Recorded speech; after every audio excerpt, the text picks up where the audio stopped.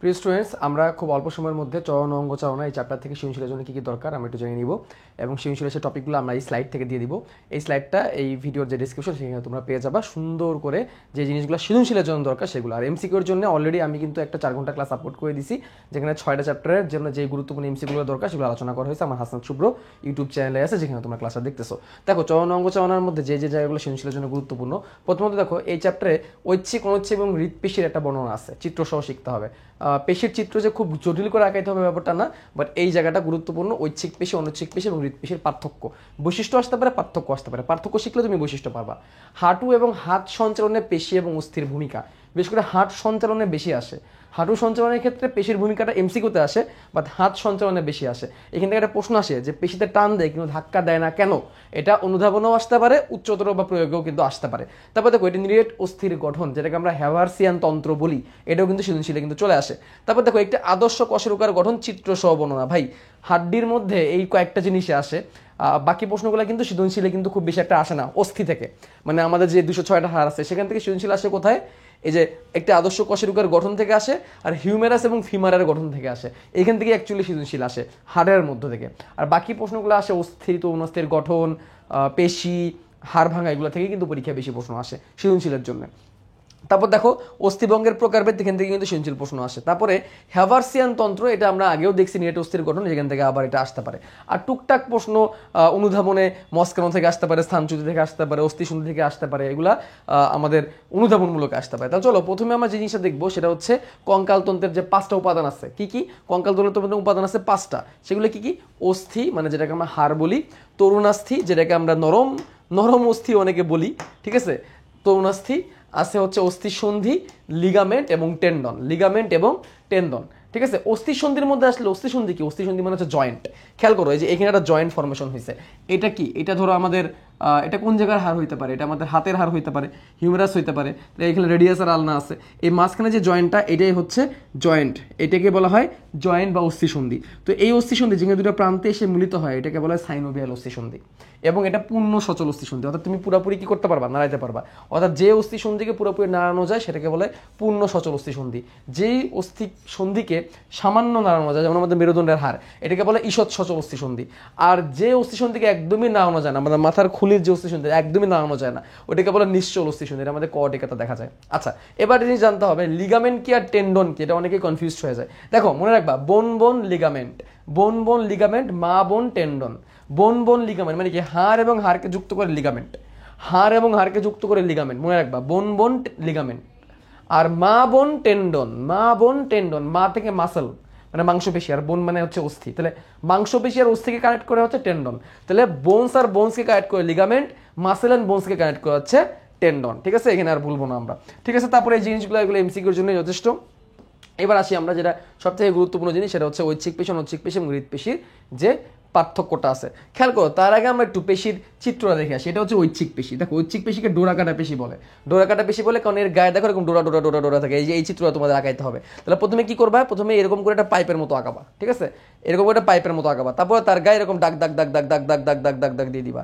এই দাগ দাগগুলাই হচ্ছে ডোরাকাটা, যেটা কারণে এটাকে আমরা দাগ কাটা পেশি বলি, ঠিক আছে। তারপরে দেখো এখানে অনেকগুলো নিউক্লিয়াস আঁকাইতে হবে, কারণ আমরা জানি ঐচ্ছিক পেশিতে নিউক্লিয়াস অনেকগুলো থাকে।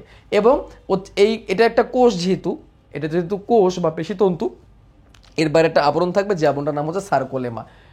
পেশিতন্তু বা পেশি কোষের ঝিল্লির নাম হচ্ছে সার্কোলেমা। এই হচ্ছে একটা ঐচ্ছিক পেশির কোষের গঠন। আর এটা হচ্ছে অনৈচ্ছিক পেশি। অনৈচ্ছিক পেশি কেমন হয়? মাকু আকৃতির হয় এবং তার মাত্র একটা নিউক্লিয়াস থাকে, যে নিউক্লিয়াসটা কেন্দ্রের দিকে থাকে, এটা মাকু আকৃতির হয়। আর এটা হচ্ছে কি? হৃৎপেশি। হৃৎপেশিটা কেমন হয়? এই ধরো একটা পেশি তন্তু, এভাবে একটার সাথে একটা তন্তু কানেক্ট থাকে, শাখান্বিত থাকে, একমাত্র পেশি যেটা শাখান্বিত থাকে।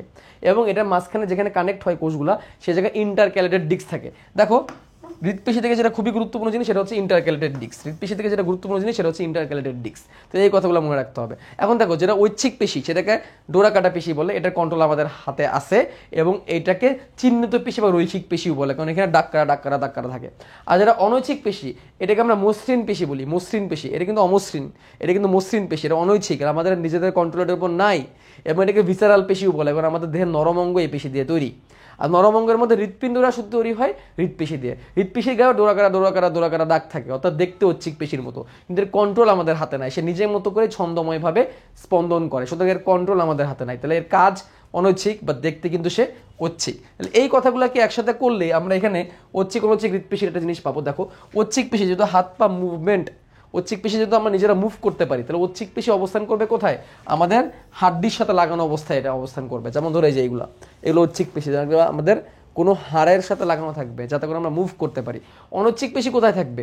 যেগুলো মুভমেন্টের আমাদের কন্ট্রোল নাই। তারপরে নরম অঙ্গ যেগুলো, সেগুলো কি কি? যে পুষ্টিক নালী আমরা নাড়াইতে পারি না, শ্বাসনালী আমাদের কন্ট্রোল নাই, রেচন নালী আমাদের কন্ট্রোল নাই, রক্তনালী আমাদের কন্ট্রোল নাই, লসিকা নালী আমাদের কন্ট্রোল নাই। অর্থাৎ দেহের ভিতরে নরম অঙ্গগুলো এগুলো দিয়ে তৈরি হবে। আর হৃৎপেশি শুধুমাত্র হৃৎপিণ্ডে। দেখছো এখানে তুমি বৈশিষ্ট্যও পারবা, এটাতে তুমি পার্থক্য করতে পারবে, এটা কিন্তু সৃজনশীলে আসে। তারপর দেখো পেশিতন্তু আমরা দেখছি নলাকার। পেশিতন্তু কেমন দেখছি আমরা? নলাকার। হৃৎপেশি কেমন দেখছি? নলাকার। আর অনৈচ্ছিক পেশি কেমন দেখছি? এরকম মাকু আকৃতির। কেমন আকৃতির? মাকু আকৃতির। মাকু আকৃতির, কোনো শাখা নাই, এটাতে কিন্তু কোনো শাখা নাই। কিন্তু হৃৎপেশিটা কেমন? হৃৎপেশির নলাকার ছিল এটা ঠিক, বা তার শাখাও ছিল। হৃৎপেশির কিন্তু আমরা শাখা দেখছি। ওকে, নিউক্লিয়াসের সংখ্যা মনে রাখবা, ঐচ্ছিক পেশিতে অসংখ্য নিউক্লিয়াস থাকে, অসংখ্য, এবং এটা সাইডের দিকে থাকে। খেয়াল করো যে পরিধির দিকে, নিউক্লিয়াস কিন্তু পরিধির দিকে। আর অনৈচ্ছিক পেশিতে একটাই নিউক্লিয়াস কেন্দ্রের দিকে। অনৈচ্ছিক পেশিতে একটাই নিউক্লিয়াস কোথায়? স্থিত কেন্দ্রের দিকে। আর হৃৎপেশিতে একটাই নিউক্লিয়াস কেন্দ্রের দিকে। ওকে, তারপর দেখো সার্কোলেমা মানে কোষ ঝিল্লি। সার্কো মাসেলের ক্ষেত্রে সার্কো শব্দটা ব্যবহার হয়, আর লেমা মানে ঝিল্লি।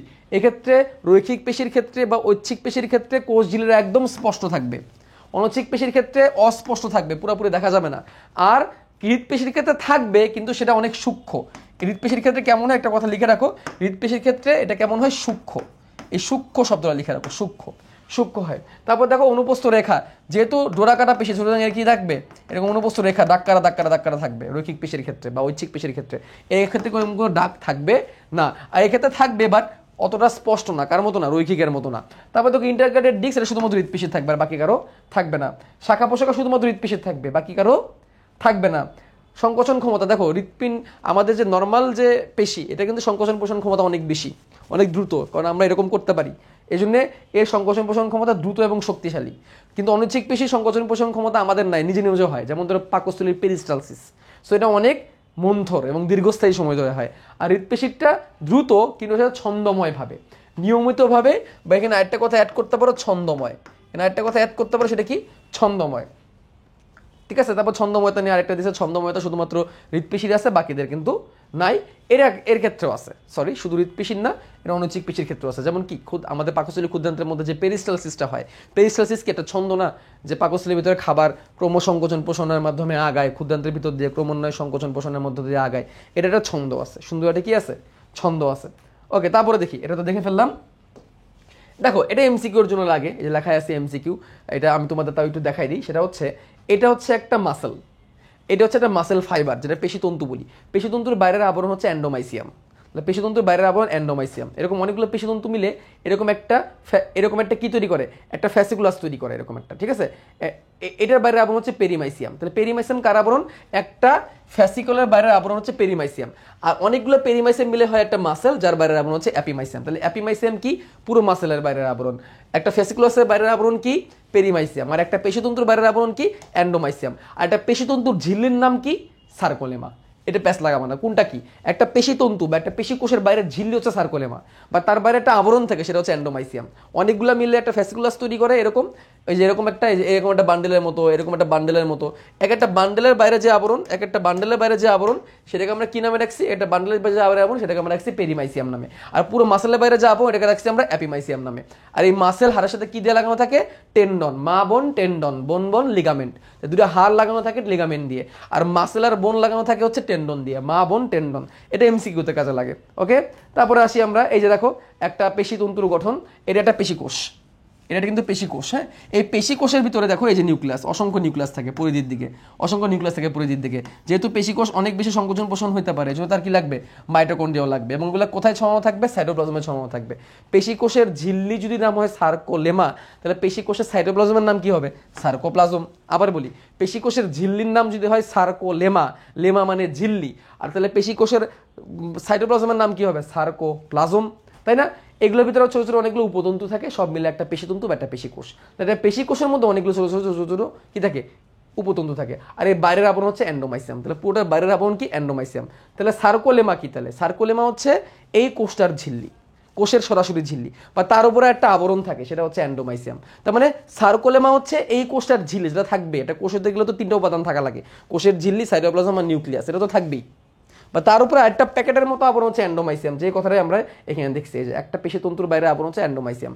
আর পেশিতন্তু কি? একটা পেশির কোষই একটা পেশিতন্তু।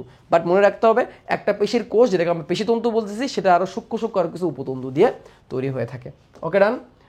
তো এবার আসো, পেশিতে টান পরে কিন্তু ধাক্কা দেয় না, এটা আমরা কিভাবে লিখবো? দেখো, এই স্লাইডে আমি তোমাদের দিয়ে দিব, চিত্র তোমরা আঁকাইতে পারবা। প্রথমে তোমরা কি করবে, আমি তোমাদের ধাপে ধাপে দেখাই দিই কেমন চিত্র আঁকাবা। প্রথমে তোমরা এরকম করে একটা মাসেল আঁকাবা, এরকম একটা মাসেল আঁকাবা, ঠিক আছে? এরকম একটা মাসেল আঁকাবা, মাসেল না, ভুল বললাম, সরি। এরকম করে একটা তোমরা প্রথমে একটা অস্থি আঁকাবা, এই যে হিউমেরাসটা দিয়ে দিবা, তারপর এখানে রেডিয়াসের আলনা দিবা, এইভাবে রেডিয়াসের আলনা দিবা। দেওয়ার পরে যেহেতু আমরা বাইসেপস সামনের দিকে থাকে, এভাবে করে পুরো করে বাইসেপস আঁকাই দিবা, সেই বাইসেপসকে এভাবে করে লাগাই দিবা,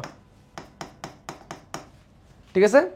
যুক্ত করে দিবা। আর পিছনে দেবা ট্রাইসেপস, পিছনে দেবা ট্রাইসেপস এবং যুক্ত করে দেবা হাড়ের সাথে। এই হচ্ছে চিত্র, খুবই সহজ চিত্র, ঠিক আছে? তাহলে সামনের দিকে বাইসেপস, পিছনের দিকে ট্রাইসেপস। এখন দেখো এইটাকে আমরা কিভাবে ব্যাখ্যা করবো। দেখো, অস্থি সন্ধির কোন, আচ্ছা দরকার নাই, অ্যাক্টিন এবং মায়োসিন, এটা হচ্ছে প্রোটিন, যার ফলে পেশিতে টান পড়ে। তাহলে পেশিতে দুটো প্রোটিন থাকে, অ্যাক্টিন আর মায়োসিন, যারা পেশিকে টান দিতে হেল্প করে। দেখো, বাইসেপস ও ট্রাইসেপস হলো অ্যান্টাগনিস্টিক পেশি। এই যে বাইসেপস আর ট্রাইসেপস, এটা হচ্ছে অ্যান্টাগনিস্টিক পেশি। হোয়াট ইজ অ্যান্টাগনিস্টিক পেশি? একটার বিপরীত কাজ যখন করবে তখন তাকে অ্যান্টাগনিস্টিক পেশি বলবে, যা বিপরীত কাজ করে। ওকে, ফাইন। যেখানে বাইসেপস হলো ফ্লেক্সর, ফ্লেক্সর মানে কি? যে ভাঁজ করে। বাইসেপস টান পড়লে ভাঁজ হয়। আর ট্রাইসেপস হচ্ছে এক্সটেন্সর। এক্সটেন্সর মানে কি? এমসিকিউর ক্লাসে আমি বলছি, যেটা কোনো কিছুকে প্রসারিত করে। তাহলে ফ্লেক্সর পেশি কোনো কিছুকে সংকুচিত করে, এক্সটেন্সর পেশি কোনো কিছুকে প্রসারিত করে, ঠিক আছে? এদের থেকে অ্যাক্টিন ও মায়োসিন প্রোটিন, আগে বলছি, এদের অ্যাক্টিন আর মায়োসিন নামক প্রোটিন থেকে, যারা এই টানটা দিতে হেল্প করে, ঠিক আছে? এই প্রোটিন সংকোচনে সাহায্য করে, ঠিক আছে? কিন্তু প্রসারণ বা ধাক্কা দেয় না। তার মানে এই প্রোটিনের কাজই হচ্ছে সংকোচন করা। তাহলে বাইসেপস যখন সংকোচন হবে তখন ফ্লেক্স হবে, ভাঁজ হবে। ট্রাইসেপস যখন সংকোচন হবে তখন ট্রাইসেপসের ফ্লেক্সের এক্সটেনশনের কারণে, টানের কারণে এটা আবার সোজা হবে। তাহলে যখন হাত ভাঁজ করি আমরা তখন বাইসেপস সংকুচিত হয় বা ধাক্কা দেয় না। যখন আমরা হাত সোজা করি তখন ট্রাইসেপস সংকুচিত হয়, অর্থাৎ টান দেয়, কিন্তু ধাক্কা দেয় না, ঠিক আছে? এটা কখনোই ভাববা না হাত যখন ভাঁজ করি তখন ট্রাইসেপস ধাক্কা দেয়। এটা কখনো ভাববা না হাত যখন সোজা করি তখন বাইসেপস ধাক্কা দেয়, ধাক্কা কেউ দেয় না। হাত যখন ভাঁজ করি তখন বাইসেপস টান দেয়, হাত যখন সোজা করি তখন ট্রাইসেপস টান দেয়। আর এই টান দেওয়া মানেই সংকোচন হওয়া। এই সংকোচন করতে কি হেল্প করে? অ্যাক্টিন এবং মায়োসিন নামক প্রোটিন। এই কথা লিখে দিবা। তুমি সৃজনশীলে যদি ক্ষতে আসে তাহলে শুধু এইটুকু লিখবা, আর যদি সৃজনশীলে গতে বা ঘতে আসে তখন চিত্র আঁকাই দিবা। That's it. এই প্রশ্নটা কিন্তু খুবই কমন একটা প্রশ্ন। পেশিতে টান দেয় কিন্তু ধাক্কা দেয় না কেন? খুবই যদি কপাল খারাপ থাকে তাহলে হাঁটু সঞ্চালনে পেশির আর অস্থির ভূমিকা আসতে পারে। বাট এগুলো নর্মালি এমসিকিউতেই আসে, এবং এটা এমসিকিউ আমি এমসিকিউ ক্লাসের মধ্যে কিন্তু অলরেডি সলভ করে দিছি। খালি আজ তোমাদের আরেকটু বলে রাখি, আমাদের দুই ধরনের পেশি আছে। হ্যামস্ট্রিং পেশি, যেটাকে বক্রীকরণ পেশি বলে, যেটার কারণে পা আমাদের ভাঁজ করতে পারি আমরা। আর একটা আছে হচ্ছে কোয়াড্রিসেপস পেশি। কোয়াড্রিসেপস পেশি কি করে? হাঁটুকে আবার সোজা করে, ঠিক আছে? হ্যামস্ট্রিং পেশিগুলো কি কি? সেমি মেমব্রেনোসাস, সেমি টেন্ডিনোসাস এবং বাইসেপস ফিমোরিস। এই তিনটা কি বললাম? সেমি মেমব্রেনোসাস, সেমি টেন্ডিনোসাস এবং বাইসেপস ফিমোরিস, এগুলোকে বলা হয় হাঁটু ভাঁজ করার হস্তি। আরেকটা আছে দেখো, পায়ের গুলির প্রধান হস্তি, গ্যাস্ট্রোকনিমিয়াস। এটা কিন্তু কতদিন এমসিকিউতে পড়াইছিলাম। গ্যাস্ট্রোকনিমিয়াস কি? পায়ের যে আমাদের এই যে টিবিয়া ফিবুলা আছে না, এটার পিছন দিকে এরকম একটা গুলির মতো, এরকম একটা বলের মতো আছে, এটাকে নাম হচ্ছে গ্যাস্ট্রোকনিমিয়াস। যাই হোক, তারপর দেখো হাঁটু প্রসারণের পেশিগুলোর নাম কি? Quadriceps femoris. কোয়াড্রিসেপস ফিমোরিসের মধ্যে কি আছে? ভ্যাস্টাস ইন্টারমিডিয়াস, যেটা মাঝ বরাবর থাকে, ভ্যাস্টাস ল্যাটেরালিস, যেটা দুই পাশে থাকে, আর ভ্যাস্টাস মিডিয়ালিস, যেটা মাঝে থাকে, ঠিক আছে? ওকে, আরেকটা আছে রেকটাস ফিমোরিস। তাহলে এই পেশিগুলোর নাম তোমাদের জানতে হবে। এটা আমি এমসিকিউ তোমাদের পড়াই দিচ্ছি, এটা এমসিকিউর জন্য। ভাঁজ করে কে? প্রসারণ করে কে? ভাঁজ করে কে? প্রসারণ করে কে? এবার আসো, খুবই গুরুত্বপূর্ণ একটা প্রশ্ন, নিরেট অস্থির গঠন। দেখো, নিরেট অস্থির গঠন সৃজনশীলে আসে, যেখানে আমরা হ্যাভারসিয়ান তন্ত্র পড়ি। বা তার আগে আবার নিরেট অস্থিটা কি একটু বুঝতে হবে। খেয়াল করো, এটা একটা হাড়, হাড়ের ভিতরে এই যে যেটা আছে এটা হচ্ছে লাল অস্থি মজ্জা। এটা কি? লাল অস্থি মজ্জা। যে লাল অস্থি মজ্জা থেকে লোহিত রক্তকণিকা তৈরি হয়, এটাও আমি এমসিকিউ ক্লাসে পড়াইছি। আর তার চারপাশে হলুদ অস্থি মজ্জাও থাকতে পারে। এখন দেখো, এই যে মাঝখানে যে জালের মতো আছে যে কমলা কালারের, এগুলো হচ্ছে স্পঞ্জি অস্থি। এগুলো ফাঁকা ফাঁকা ফাঁকা ফাঁকা ফাঁকা ফাঁকা থাকে, মৌমাছির জালের মতো, ঠিক আছে? আর বাইরে, একদম বাইরের দিকে থাকবে হচ্ছে নিরেট অস্থি। তাহলে নিরেট অস্থির অবস্থান কোথায় বলো? নিরেট অস্থির অবস্থান করে একটা অস্থির বাইরের দিকে। কোথায় স্যার? নিরেট অস্থির অবস্থান হচ্ছে একটা অস্থির বাইরের দিকে, আর তার ভিতরে থাকে স্পঞ্জি অস্থি। স্পঞ্জি অস্থি ফাঁকা ফাঁকা থাকে, ফাঁকা ফাঁকা থাকে বলে মৌমাছির চাকের মতো দেখায়। এই জন্য স্পঞ্জি অস্থির একককে বলা হয় ট্র্যাবেকুলি। যে ট্র্যাবেকুলি পর্দা আমরা কোথায় পাইছি? ফুসফুসেও পাইছি, অ্যালভিওলাসকে পৃথক করে রাখে। যাই হোক, তো এই যে মাঝখানে যে এই যে নিরেট যে অস্থিটা, নিরেট অস্থির গঠন হচ্ছে হ্যাভার্সিয়ান তন্ত্র। এই দেখো এখানে হ্যাভার্সিয়ান তন্ত্র দেখানো হয়েছে, খেয়াল করছো? এখন দেখো কেমনে আমরা আঁকাবো হ্যাভার্সিয়ান তন্ত্র, আমরা কেমনে আঁকাবো এবং সেটা কেমনে ব্যাখ্যা করবো। খেয়াল করো, আমাদের যেটা করতে হবে, প্রথমে এরকম একটা কেন্দ্রীয় নালী আঁকাইতে হবে, যেটাকে আমরা কি বলবো হ্যাভার্সিয়ান নালী। একটা আঁকাইলে চলবে, এখানে আমি দুটো আঁকাইছি, একটা আঁকাইলে চলবে। আমি আঁকানোর সিস্টেম বলে দিই। প্রথমে একটা কেন্দ্রীয় নালী আঁকাবা তুমি এভাবে, আমি তোমাদের সহজভাবে দেখাই দিই। যাও, প্রথমে তুমি কি করবা, প্রথমে তুমি এরকম কেন্দ্রীয় নালী আঁকাবা। কেন্দ্রীয় নালী আঁকানোর পর চারদিকে এরকম মাকড়সা জালের মতো এরকম করে কিছু লেয়ার দিবা, বেশি না, খুব বেশি না, 3-4টা দিলেই হবে, কারণ পরীক্ষার খাতা তুমি খুব বেশি জায়গা পাবা না, যেহেতু তুমি সৃজনশীলের জন্য পড়তেছো। এখন তো এমসিকিউর জন্য আমি ক্লাস নিচ্ছি না, সৃজনশীল। এরকম করে 4-5টা লেয়ার দিবা। লেয়ার দিয়ে এখানে ল্যাকুনা নামক গহ্বর তৈরি করবা। কিসের গহ্বর? ল্যাকুনা গহ্বর। এইগুলো হচ্ছে কি ল্যাকুনা গহ্বর। এই ল্যাকুনা গহ্বর কয়টা লেয়ারে সজ্জিত থাকে? এই ল্যাকুনা গহ্বর 5 থেকে 15টা লেয়ারে সজ্জিত থাকে। দেখো এই হচ্ছে 2 নাম্বার লেয়ার। এটা কয় নাম্বার লেয়ার? 2 number layer. এরকম তো 2টা লেয়ার তৈরি হলো। আমি আরো একটা লেয়ার আঁকাবো। দেখো আমি চিত্র আঁকানোর সিস্টেম কিন্তু তোমাদের বলে দিচ্ছি। দেখো এখানে আমি আরো একটা লেয়ার আঁকাবো। এই যে দেখো আরেকটা লেয়ার তৈরি হচ্ছে। আমি খুব চেষ্টা করতেছি ক্লাসটা দ্রুত শেষ করার জন্য, কারণ আমার পরীক্ষা সন্নিকটে, জাস্ট কয়েক ঘন্টা আছে। তো এখন আমাদের এত টাইম নাই এত ডিটেলসে সবকিছু পড়ার। পরীক্ষার হলে এত ডিটেলস আঁকানোর টাইম পাবো না। এগুলো হচ্ছে ল্যাকুনা নামক গহ্বর। এগুলো কি গহ্বর? এগুলো ল্যাকুনা গহ্বর। কি আমরা জানি মিলে গেল দুটো একসাথে? এই যে এগুলো হচ্ছে কি গহ্বর? এগুলো হচ্ছে ল্যাকুনা গহ্বর। ল্যাকুনা গহ্বর। এভাবে করে দেখো 3টা লেয়ার তৈরি হয়েছে, ঠিক আছে? এই লেয়ারগুলোকে বলা হয় ল্যামিলি।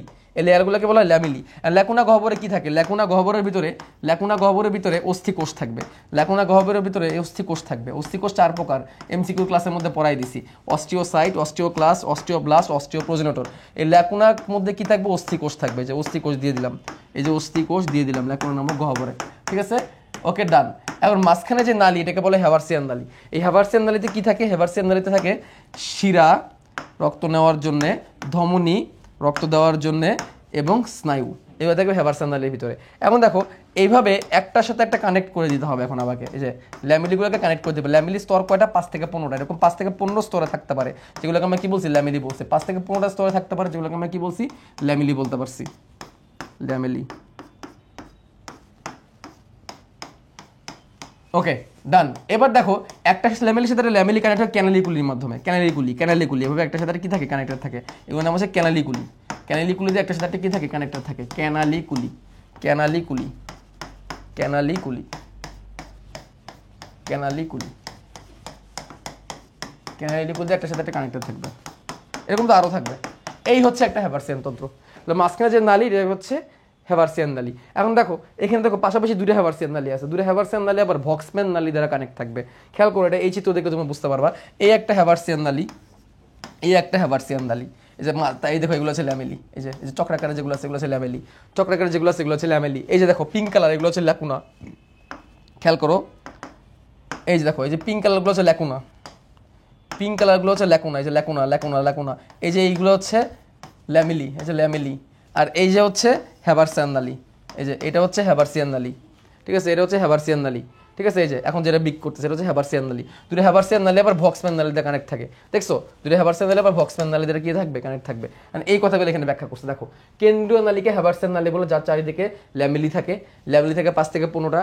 ল্যামিলিতে ল্যাকুনা নামক গহ্বর থাকে, যে গহ্বরে অস্থিকোষ ভেতরে অবস্থান করে। প্রতিটি ল্যাকুনার চারিদিকে সূক্ষ্ম কতগুলো নালিকা বের হয়, এগুলোকে ক্যানালিকুলি বলে। অস্থির অভ্যন্তরীণ হ্যাভার্সিয়ান নালীগুলো পরস্পরের সাথে যুক্ত থাকে, এইগুলোকে বলা হয় ভক্সম্যান নালী। দেখছো আমি যে কথাগুলো বলছি এগুলো এখানে লিখে দিছে। এটা হুবহু লিখে দিবা, তোমাকে ফুল মার্ক দিয়ে দিবে। চিত্র 2টা আঁকানোর দোকানে 1 টাকালেই চলবে। লেবেলিং অবশ্যই করবা। তাহলে এগুলো হচ্ছে ল্যাকুনা, ল্যাকুনার ভিতরে থাকবে অস্থিকোষ। এই হচ্ছে ল্যামিলি, এই হচ্ছে হ্যাভার্সিয়ান নালী, এই হচ্ছে ভক্সম্যান নালী। ভক্সম্যান নালী কি? যেটা 2টাকে কানেক্ট করে। ল্যামিলি কোনগুলা? এই যে এগুলো হচ্ছে ল্যামিলি, ঠিক আছে? ল্যামিলি থেকে 5 থেকে 15টা। That's it. এই চিত্র আঁকাই দিব, ব্যাখ্যা করে দিব, তুমি ভুল নাম্বার পেয়ে যাবা।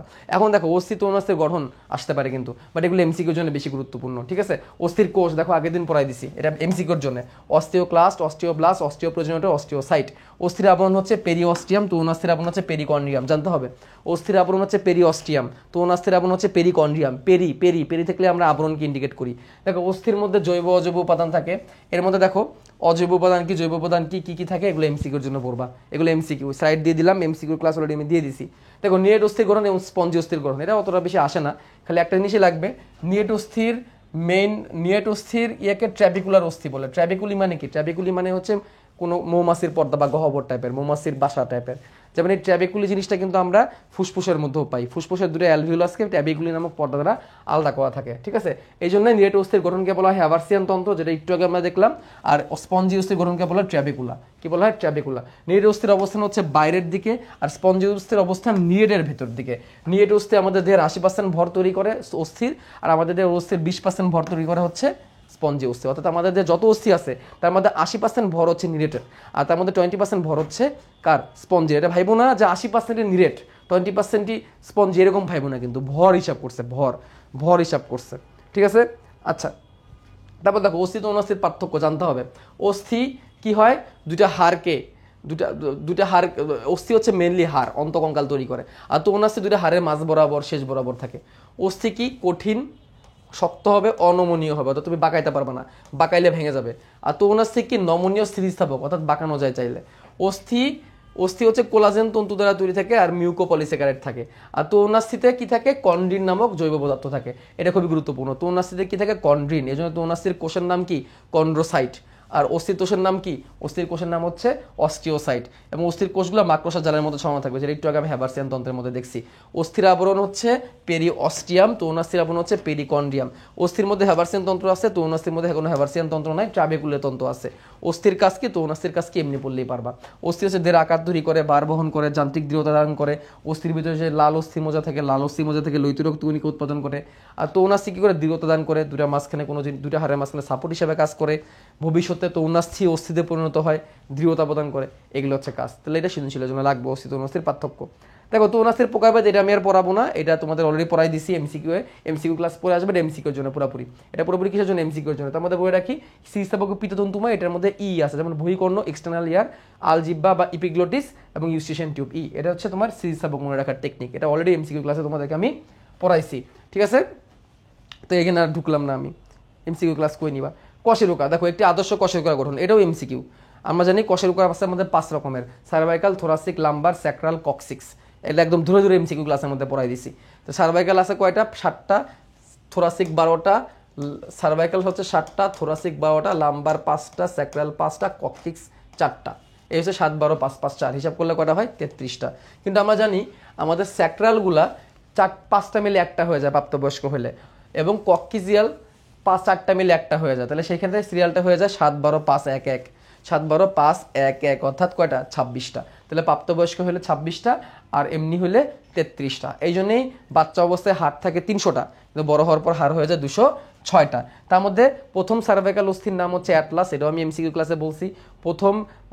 দ্বিতীয়টার নাম হচ্ছে এক্সিস, আর 7 নাম্বারটার নাম ভার্টিবাল প্রমিনেন্স। এগুলো কিন্তু লাগবে। এই হচ্ছে থোরাসিক ভার্টিব্রা। থোরাসিক ভার্টিব্রার এই জায়গাটা দেখতে কিসের মতো? হার্টের মতো।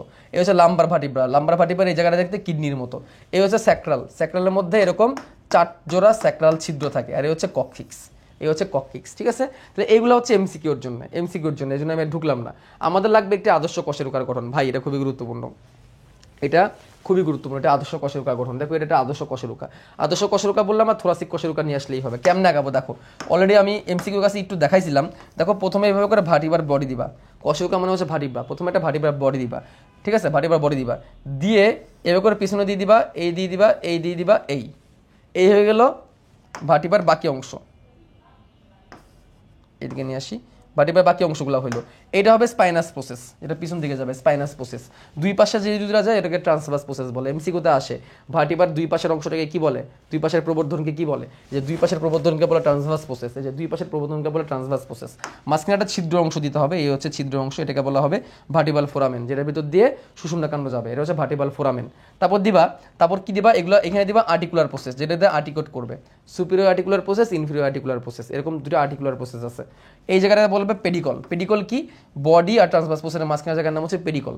আর এই জায়গার নাম হবে ল্যামিলা। ল্যামিলা কি? ট্রান্সভার্স প্রসেস আর স্পাইনাস প্রসেসের মাঝখানে জায়গা হচ্ছে ল্যামিনা। তাহলে বডি আর ট্রান্সভার্স প্রসেসের মাঝখানে হচ্ছে পেডিকল, ট্রান্সভার্স প্রসেস আর স্পাইনাস প্রসেসের মাঝখানে জায়গা হচ্ছে ল্যামিনা। এই হচ্ছে একটা আদর্শ কশেরুকার গঠন। এই আদর্শ কশেরুকার গঠনের চিত্র অবশ্যই লাগবে। আমি এই চিত্রটা মুছে দিই, তাহলে তোমাদের সমস্যা নেই, স্লাইডে পেয়ে যাবে এটা। এই চিত্র আমি মুছে দিই, তোমাদের তাহলে হেল্প হবে। এই আদর্শ কশেরুকার গঠনটা লাগবে। চিত্র কতটুকু আঁকাবা পরীক্ষায়? চিত্র কতটুকু আঁকাবা? চিত্র এতটুকু আঁকাবা। এতটুকু চিত্র আঁকাবা। এই চিত্র আঁকাবা, ঠিক আছে। এটা কিন্তু সৃজনশীল আসে, এটা আদর্শ কোষরকার গঠন। দেখো এটা আদর্শ কোষরকার কয়টা অংশ থাকে, একটা আদর্শ কোষরকার হিসাব করলে 3টা অংশ থাকে, এখানে দুইটাও লিখতে পারো। এটা হচ্ছে সেন্ট্রাম বা বডি, এটাই বিভিন্ন আকৃতির হয়, এটা এক একটা জীব এক একটা ইয়ের ক্ষেত্রে এক এক রকম। যেমন এই বডি থোরাসিক কোষরকার হইলে হৃৎপিণ্ড আকার, লাম্বার কোষরকার হইলে কিডনি আকার। আর থাকবে আর্চ, আর্চ মানে কি, ওই যে কাটা কাটা যেগুলো, যেমন এটা একটা আর্চ, এটা একটা আর্চ, এগুলো হচ্ছে আর্চ। যেমন পেডিকল, কোষরকার দেহ আর্চের সংযোগস্থলকে পেডিকল।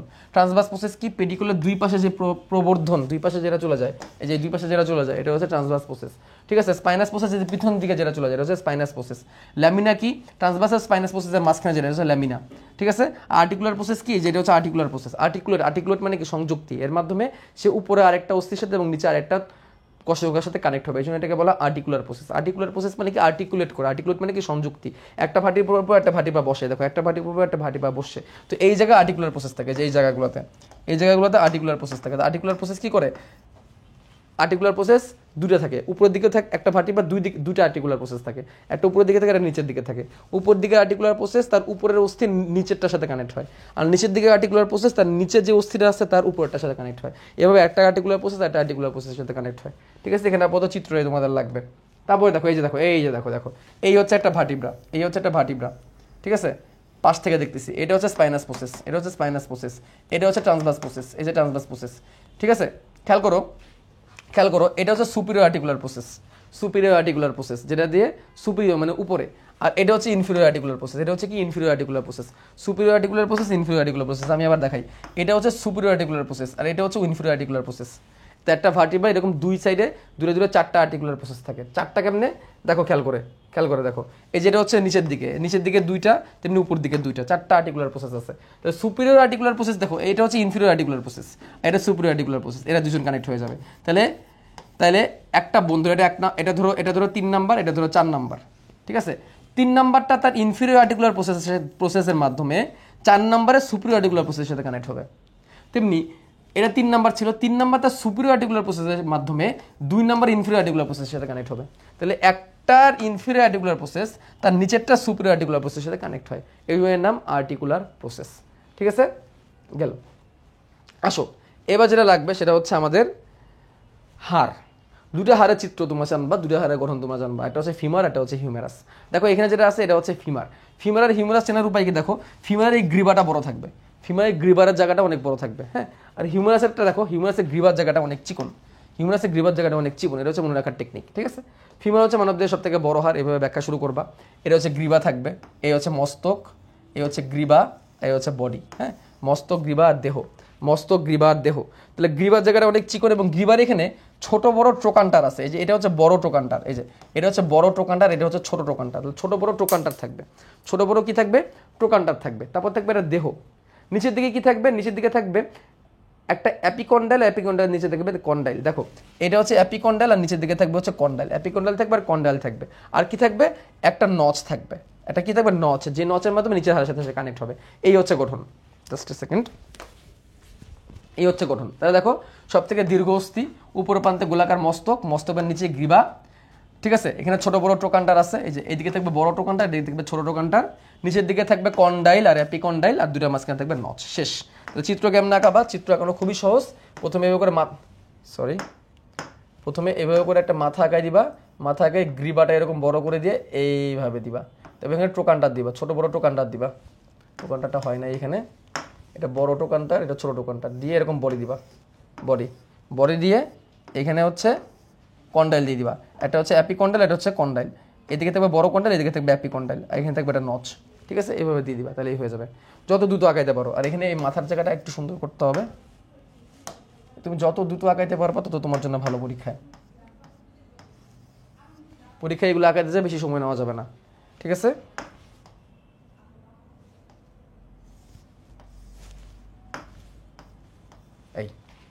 ঠিক আছে, এই হয়ে যাবে।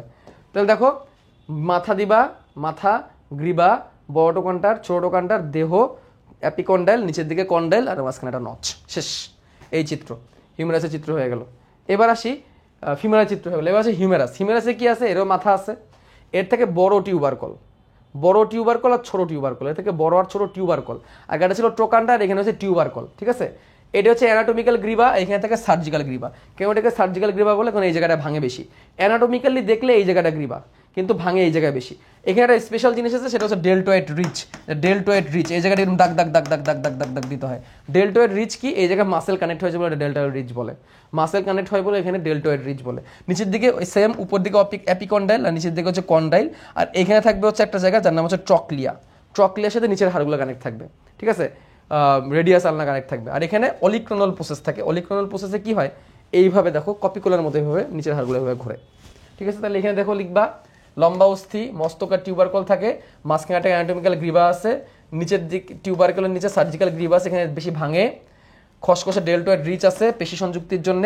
নিম্নপাণ্ডে এপিকন্ডাইল আছে, এপিকন্ডাইলের মাঝখানে কন্ডাইল আছে। আর এখানে কপিকলার মতো ট্রক্লিয়া আছে, সংযোগতল হিসেবে অলিক্রোনাল ফসা আছে। অলিক্রোনাল ফসা আছে, এইভাবে কানেক্ট হয়। আর সংযোগের জন্য আছে কি? ট্রক্লিয়া। তাহলে ট্রক্লিয়া হচ্ছে নিচের যে হাড়গুলো আছে, রেডিয়াস আর আলনা, রেডিয়াসের আলনা কানেক্ট করার জন্য হেল্প করে। রেডিয়াস আলনা কানেক্ট হওয়ার পরে এভাবে করে একটা কপিকলার মতো একটা গঠন তৈরি হয়, সেটা হয় হচ্ছে অলিক্রোনাল ফসা, ঠিক আছে? তাহলে আগেরটার মতো এটা চিত্র সেম, এটা চিত্র আর আগেরটা চিত্র সেম। দেখো কেমন আঁকাবা। এখানে মাথাটাকে এত বেশি বাঁকানোর দরকার নেই, কারণ গ্রিবা এখানে ছোট। মাথা এখানে বাঁকানোর দরকার নেই, গ্রিবা এখানে ছোট। মিনিট,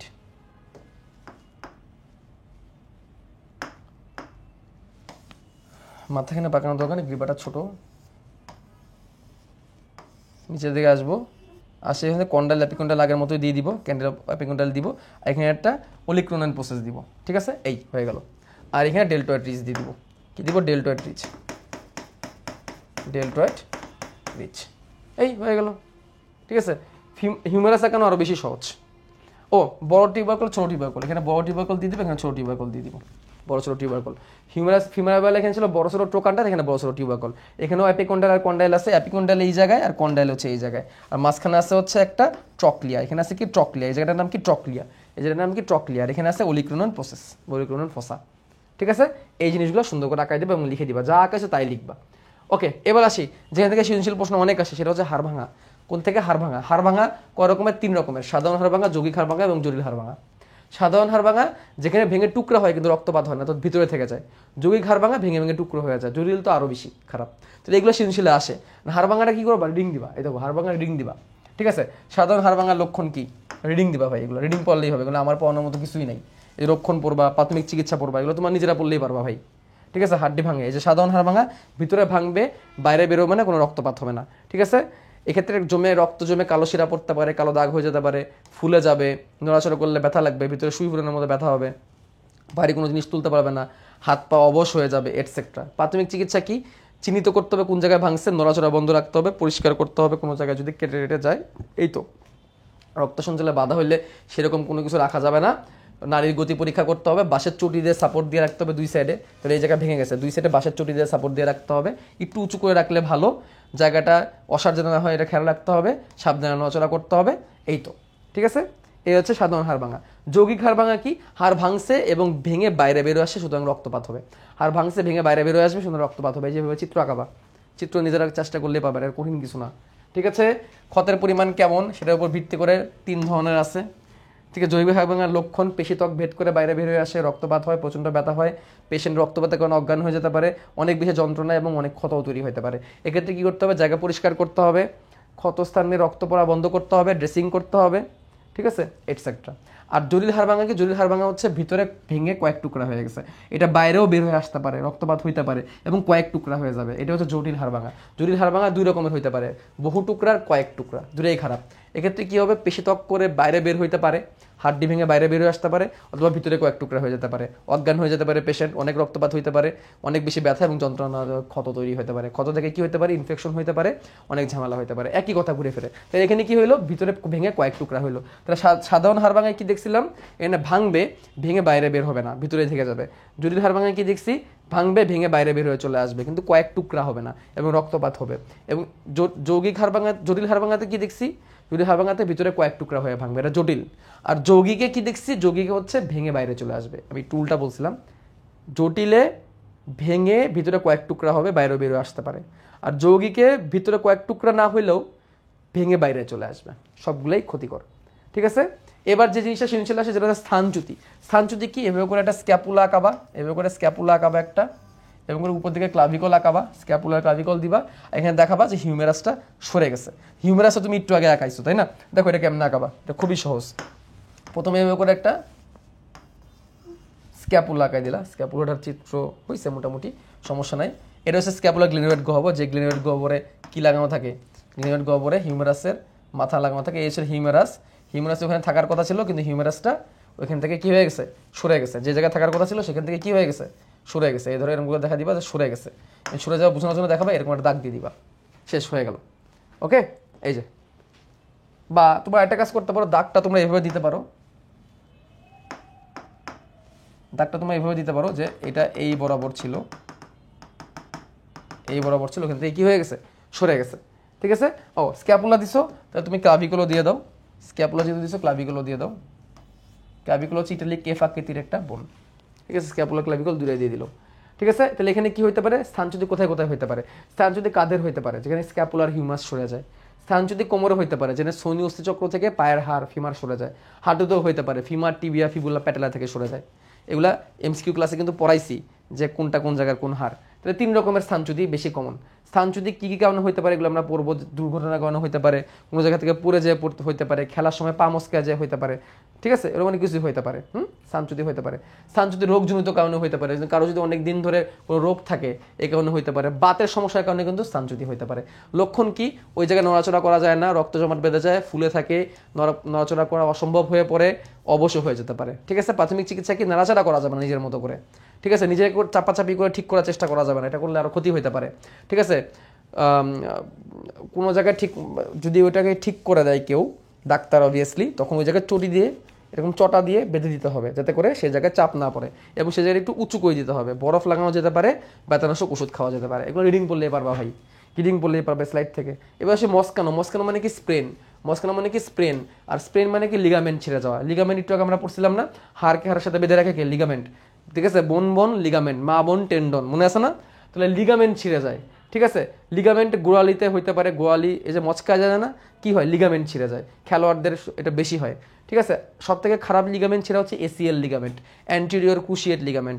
হাঁটুর যে প্যাটেলা আছে না, হাঁটুর যে বাটি, ওইখানে লিগামেন্টটা ছিঁড়ে যায়, এটা সব থেকে যন্ত্রণাদায়ক। এর নাম হচ্ছে কি, অ্যান্টেরিয়র ক্রুশিয়েট লিগামেন্ট, এসিএল, সব থেকে যন্ত্রণাদায়ক। আর ক্রুশিয়েট মানে যন্ত্রণা। ঠিক আছে, তাহলে মস্কানোর প্রথম লক্ষণ হচ্ছে ব্যথাটা, মনে রাখবে, এমসিকিউ তো আসে। মস্কানোর প্রথম লক্ষণ কি, ব্যথা, জায়গাটা ফুলে যায়, কালো শিরা পড়ে যায়, খুঁড়িয়ে খুঁড়িয়ে চলতে হয়, পেশি শক্ত হয়ে যায়, এটসেট্রা। এটা চিকিৎসা হচ্ছে রাইস, রেস্ট, এলিভেশন, রেস্ট, আইস, কম্প্রেশন, এলিভেশন, রাইস দিয়ে মনে রাখতে হবে। রাইস, আর ফর রেস্ট, বিশ্রাম করতে হবে। আই ফর আইস, বরফ দিতে হবে। সি ফর কম্প্রেশন, পরিষ্কার রাখতে হবে, এবং ই ফর এলিভেশন, জায়গাটা টানা দিয়ে উঁচু করে রাখতে হবে। এই হচ্ছে মস্কানোর চিকিৎসা, এটা ভিতরে রিডিং পড়লে আমরা পারবো। ঠিক আছে, এবার আসি লিভার এমসিকিউ তোমাদের দেখাই দিচ্ছি। লিভার আসলে সৃজনশীলে ওইভাবে করে আসে না, আসলে আমি এখানে আনসার করাটা আসলে প্রেফার করি না। আমি এমসিকিউতে তোমাদের লিভারটা খুব সুন্দর করে আমি তোমাদের পড়াই দিচ্ছি, লিভার কেমনে কী হবে। ঠিক আছে, তো লিভারের ক্ষেত্রে আমি একটু আবার বলে দিই, প্রথম শ্রেণীর লিভারের বাস্তব উদাহরণ হচ্ছে কাঁচি, দ্বিতীয় শ্রেণীর লিভারের বাস্তব উদাহরণ হচ্ছে ঠেলা গাড়ি, আর তৃতীয় শ্রেণীর লিভারের বাস্তব উদাহরণ হচ্ছে নেল কাটার। ঠিক আছে, প্রথম শ্রেণীর লিভারের আমাদের দেহের উদাহরণ হচ্ছে মাথার খুলি এরকম সোজাভাবে দাঁড়ায় থাকা। দ্বিতীয় শ্রেণীর লিভারে আমাদের বাস্তব মানব দেহের উদাহরণ হচ্ছে এক পায়ের আঙ্গুলের উপর দাঁড়ানো। আর তৃতীয় শ্রেণীর লিভারের মানব দেহের উদাহরণ হচ্ছে হাতের মধ্যে কোনো কিছুকে ধরে রাখা। কোন ক্ষেত্রে কোথায় লিভার সম্পন্ন হচ্ছে, আমাদের প্রথম শ্রেণীর লিভার সম্পন্ন হচ্ছে আমাদের করোটি এবং অ্যাটলাস নামক হাড়ে। দ্বিতীয় শ্রেণীর লিভার সম্পন্ন হচ্ছে গোড়ালিতে, আঙ্গুলের উপর দাঁড়াইলে গোড়ালিতে লিভার সম্পন্ন হয়। তৃতীয় শ্রেণীর লিভার সম্পন্ন হচ্ছে এই কুনুয়ের সন্ধিতে। কোনটার ক্ষেত্রে কি হয়, তৃতীয় শ্রেণীর লিভার দ্রুত গতি পাওয়া যায়, কোনো কাজ করতে গেলে গতি বেড়ে যায়। দ্বিতীয় শ্রেণীর লিভারে বেশি ওজন তুলতে হেল্প করে, অল্প পরিশ্রমে বেশি ওজন। আর তৃতীয় শ্রেণীর লিভারে অল্প পরিশ্রম দিয়ে অনেক বেশি অল্প বল প্রয়োগ করে বেশি কাজ পাওয়া যায়। ঠিক আছে, এই হচ্ছে লিভার। তাহলে প্রথম শ্রেণীর লিভার দেখো, এই যে মাথার খুলি এরকম করে দাঁড়ানো, তাহলে এখানে লিভারটা কোথায় তৈরি হচ্ছে, যে অক্সিপিটাল হাড় এবং এখানে অ্যাটলাসে। ঠিক আছে, দ্বিতীয় শ্রেণীর লিভার কোথায়, এই যে দেখো আঙ্গুলের উপর দাঁড়ানো, এখানে লিভারটা কোথায় তৈরি হয়েছে, গোড়ালিতে, এই যে আঙ্গুলের উপর আমি দাঁড়াইছি। আর তৃতীয় শ্রেণীর লিভার কি, তৃতীয় শ্রেণীর লিভার হচ্ছে হাতের মধ্যে কোনো কিছুকে ধরে রাখা। এখানে লিভারটা কোথায় তৈরি হয়েছে, এই জায়গায় লিভারটা তৈরি হয়েছে এবং এখানে আমি হাতে কোনো কিছু ধরে রাখতে পারছি। এগুলো এমসিকিউর জন্য পড়ো, এগুলা এমসিকিউর জন্য পড়ো। ঠিক আছে, বুঝতে পারলাম কি বলছি? তাহলে এই হচ্ছে আমাদের চয়ন ও অঙ্গচয়নের চ্যাপ্টারের মধ্যে যে যে জিনিসগুলো দরকার সেটা তোমাদের এক নজরে আমি তোমাদেরকে বলে দিলাম। মাই ডিয়ার স্টুডেন্টস, চলো আমরা এবার শ্বসন ও শ্বাসক্রিয়া থেকে সৃজনশীলের জন্য আমরা কি কি পড়বো তা দেখে নিই। আবারও বলতেছি, এই চ্যাপ্টারেও কিন্তু এমসিকিউ অলরেডি অনশর্ট ক্লাস দিয়ে দেওয়া হয়েছে, 4 ঘন্টার একটা অনশর্ট এমসিকিউ ক্লাস, যেখানে 6টা চ্যাপ্টার কভার করা হয়েছে, সেখানে এটা এমসিকিউ আলোচনা করা হয়েছে। সো আমরা এখন কিন্তু এই এমসিকিউ নিয়ে তেমন একটা কথাবার্তা বলবো না, এমসিকিউর জন্য ওই ক্লাসটা দেখে আসো। দেখো, শ্বসন ও শ্বাসক্রিয়া চ্যাপ্টারের কোন কোন জায়গাগুলো থেকে সৃজনশীল আসে। অ্যালভিওলাসের গঠন, সেটা সব থেকে বেশি গুরুত্বপূর্ণ। অ্যালভিওলাসের গঠন তোমাকে চিত্রসহ ভালো করে শিখতে হবে। তবে ফুসফুসের গঠন এবং কাজ, এটা তোমাকে শিখতে হবে। প্রশ্বাস নিঃশ্বাস কৌশল, এখান থেকে কিন্তু সৃজনশীল সব থেকে বেশি আসে, এটা ভালো করে শিখবা। গ্যাসীয় বিনিময় কেমনে হয়, গ্যাসের পরিবহন কেমনে হয় জানতে হবে। আর এই চ্যাপ্টারের রোগ থেকে কিন্তু প্রশ্ন আসে, দুটো রোগই আছে, একটা হচ্ছে সাইনোসাইটিস, এটা হচ্ছে ওটাইটিস মিডিয়া, এই দুটো রোগ সম্পর্কে জানতে হবে। ঠিক আছে, তো এই হচ্ছে তোমার এই চ্যাপ্টারের আলোচনা। হ্যাঁ, মাঝে মাঝে ধূমপাই ফুসফুসের কি হয় এটা আসতে পারে, আসে মাঝে মাঝে, হঠাৎ দেখা যায় যে কৃত্রিম শ্বাস প্রশ্বাস কেমন হয়, এগুলো হঠাৎ আসে, বাট এগুলো আসলে সবসময় আসে না, এই জন্য আমি আর দিচ্ছি না। ঠিক আছে, দেখো তাহলে প্রথমে যে জিনিসটা জানতে হবে সেটা হচ্ছে ফুসফুসের গঠন। মানবদেহে ফুসফুস কটা পাওয়া যায়? দুইটা। কয়টা ফুসফুস পাওয়া যায়? দুইটা ফুসফুস পাওয়া যায়। ঠিক আছে, দুই দিকে দুইটা ফুসফুস, এদিকে বাম ফুসফুস, এদিকে ডান ফুসফুস। বাম ফুসফুসটা তুলনামূলক ছোট, ডান ফুসফুসটা তুলনামূলক বড়। কারণ কি, বাম দিকে এই জায়গায় হার্ট থাকে, এই যে বাম দিকে এই জায়গাটায় হার্ট থাকে, এই হার্টকে জায়গা করে দেওয়ার জন্য বাম দিকে ফুসফুসটা তুলনামূলক ছোট হয়, ডান দিকে ফুসফুসটা তুলনামূলক বড় হয়। ঠিক আছে, বাম দিকের ফুসফুসটাকে আবার দুইটা লোবে ভাগ করা যায়, দুইটা লোবে বা দুইটা খণ্ডে ভাগ করা যায়। আর ডান দিকের ফুসফুসকে 3টা লোবে ভাগ করা যায়, ডান দিকে ফুসফুসকে 3টা লোবে ভাগ করা যায়। ফুসফুসের এরকম একটা জায়গা থাকে যেটার নাম হচ্ছে হাইলাম, যে হাইলাম দিয়ে এরকম ব্রঙ্কাস প্রবেশ করে, যেটাকে প্রাইমারি ব্রঙ্কাস বলে। কি বলা হয়? প্রাইমারি ব্রঙ্কাস বলে। তা তুমি প্রথমে যদি তুমি ফুসফুসটা আঁকাইতে চাও, তো তুমি যে কাজটা করবা, প্রথমে তুমি ট্রাকিয়া আঁকাবা, এরকম এরকম করে ট্রাকিয়া আঁকাবা। ট্রাকিয়া আঁকানোর পরে এরকম করে ব্রঙ্কাস দিয়ে দিবা। কয়টা ব্রঙ্কাস দিবা? 2টা ব্রঙ্কাস দিবা। ব্রঙ্কাস দুটাকে একটু প্রশস্ত করে দেওয়াটা বেটার, একটু এইভাবে দুই দিকে ছড়ায় দাও, তাহলে তোমার আঁকাইতে সুবিধা হবে। এভাবে করে দিয়ে দিবা ব্রঙ্কাস। হ্যাঁ, এগুলোকে বলে প্রাইমারি ব্রঙ্কাস। দিয়ে দিবা, দেওয়ার পরে তুমি ফুসফুসের জন্যে, জাস্ট এ মিনিট, তুমি ফুসফুসের জন্য এইভাবে একটা অংশ এভাবে করবা, আঁকাবা, এবং এইখানে একটু এইভাবে আঁকাবা। এটা বোঝানোর জন্য যে এই দিকটা বাম ফুসফুস, কারণ বাম দিকে হৃৎপিণ্ড আছে। এই দিকেরটা পুরোপুরি প্রসারিত করে তুমি দিয়ে দিবা, পুরোপুরি কীভাবে প্রসারিত করে দিয়ে দিবা। ঠিক আছে, এই দিকের পার্টটা একটু সুন্দর করা যেতে পারে। এই হচ্ছে বাম ফুসফুস আর ডান ফুসফুস, এটা বাম ফুসফুস, এটা ডান ফুসফুস। বাম ফুসফুস থেকে একটু ছোট করে দিবা, তাহলে এটা বোঝা যাবে। তারপর কি করবা, এখান থেকে 2টা লোব দিবা, আর এখান থেকে তোমরা লোব দিবা হচ্ছে 3টা। এখান থেকে লোব দিবা কয়টা? 3টা। আর একটু এইভাবে করে দেওয়া যায়, 3টা এভাবে করে লোব আঁকাই দিবা। এই হচ্ছে ফুসফুস হয়ে গেল। ঠিক আছে, তারপর এই জায়গাটাকে তুমি চাইলে আর একটু মুছে এরকম করতে পারো, তো দেখতে ভালো লাগবে। ওকে, ফুসফুসের বাইরে যে পর্দা, সেই পর্দার নাম কি? প্লিউরা। এটা কিন্তু মাঝে মাঝে প্রশ্নে আসে, ফুসফুসের বাইরে পর্দার নাম কি? পর্দার নাম হচ্ছে প্লিউরা। এভাবে করে একটা আবরণ দিয়ে প্লিউরা বুঝাইতে পারো। এই বাদের পর্দার নাম কি? প্লিউরা। এই এখন তোমাদের আরেকটা জিনিস বলি, এই বাম ফুসফুসটা দুটা খণ্ড বা 2টা লোব, এটা আবার 8টা সেগমেন্টে ভাগ করা। 1টা 2টা 3টা 4টা 5, 1 2 3 4 5 6 7, 8টা সেগমেন্টে ভাগ করে, এরকম 8টা সেগমেন্টে ভাগ হয়। আর এই বাম দিকের ফুসফুস যেটা 3টা লোব, এটা আবার 10টা সেগমেন্টে ভাগ হয়। 3 4 5 6 7 8 9 10, 1 2 3 4 5 6 7 8 9 10, 10টা সেগমেন্ট এরকম ভাগ করা থাকে। ঠিক আছে, তাহলে দেখো, এইদিকে 2টি লোব, এইদিকে 2টি লোব, এইদিকে 3টি লোব, এইদিকে 10টি সেগমেন্ট, যেগুলোকে ব্রঙ্কোপালমোনারি সেগমেন্ট বলে, এদিকে 8টি সেগমেন্ট। ঠিক আছে, সেগমেন্ট। এইখানে আবার এই সেগমেন্টগুলো আবার ভাগ হয় অনেকগুলো লোবিউলে, এখানে এগুলো আবার অনেকগুলো লোবিউলে ভাগ হয়। ফুসফুসের পর্দার নাম কি? ফুসফুসের পর্দার নাম হচ্ছে প্লিউরা। ফুসফুসের পর্দার নাম কি? ফুসফুসের পর্দার নাম হচ্ছে প্লিউরা। প্লিউরা প্লিউরা প্লিউরা আবার 2টা স্তরে ভাগ করা। বাইরেরটা হচ্ছে প্যারাইটাল প্লিউরা, বাইরেরটা হচ্ছে প্যারাইটাল প্লিউরা, আর ভিতরেরটা হচ্ছে ভিসেরাল প্লিউরা। ভিতরটা হচ্ছে ভিসেরাল প্লিউরা। আর 2টা স্তরের মাঝখানে থাকে একটা ফ্লুইড, এটাকে বলা হয় সেরাস ফ্লুইড। এটা ফ্লুইড, এটাকে বলা হয় সেরাস ফ্লুইড বলা হয়। তাহলে এই কথাগুলোই বলবা, ঠিক আছে। ফুসফুসের পর্দার নাম প্লুরা, 2 স্তরই হয়, বা এটা প্যারাল, ভিতরটা ভিসেরাল। তারপর তুমি এরকম একটা চার্টের মতো আঁকাবা। ডান ফুসফুস বড়, বাম ফুসফুস ছোট। ডান ফুসফুস 625 গ্রাম, বাম ফুসফুস 565 গ্রাম, যেহেতু ছোট। বাম ফুসফুসের লোব 3টা, ডান ফুসফুসের লোব 2টা। বাম ফুসফুসের সেগমেন্ট 10টা, ডান ফুসফুসের সেগমেন্ট 8টা। এই চারটা লিখে দিবা চিত্রের সাথে, তাহলে তোমার সব হয়ে যাবে। তাহলে এই যে এখানে সেগমেন্টগুলো ভাগ করা দেখাইছে, ঠিক আছে। এগুলো দরকার নেই, এগুলো এমসিকিউর জন্য আমি অলরেডি পড়াই দিয়েছি তোমাদেরকে। আর এই যে ফুসফুসের ভিতরে যে ব্রঙ্কাসটা প্রবেশ করে, শুধু কি ব্রঙ্কাস প্রবেশ করে তা না, ফুসফুসের ভিতরে ব্রঙ্কাস প্রবেশ করে, পালমোনারি ধমনী প্রবেশ করে, কার্বন ডাইঅক্সাইড যুক্ত রক্ত নিয়ে, এবং স্নায়ু প্রবেশ করে।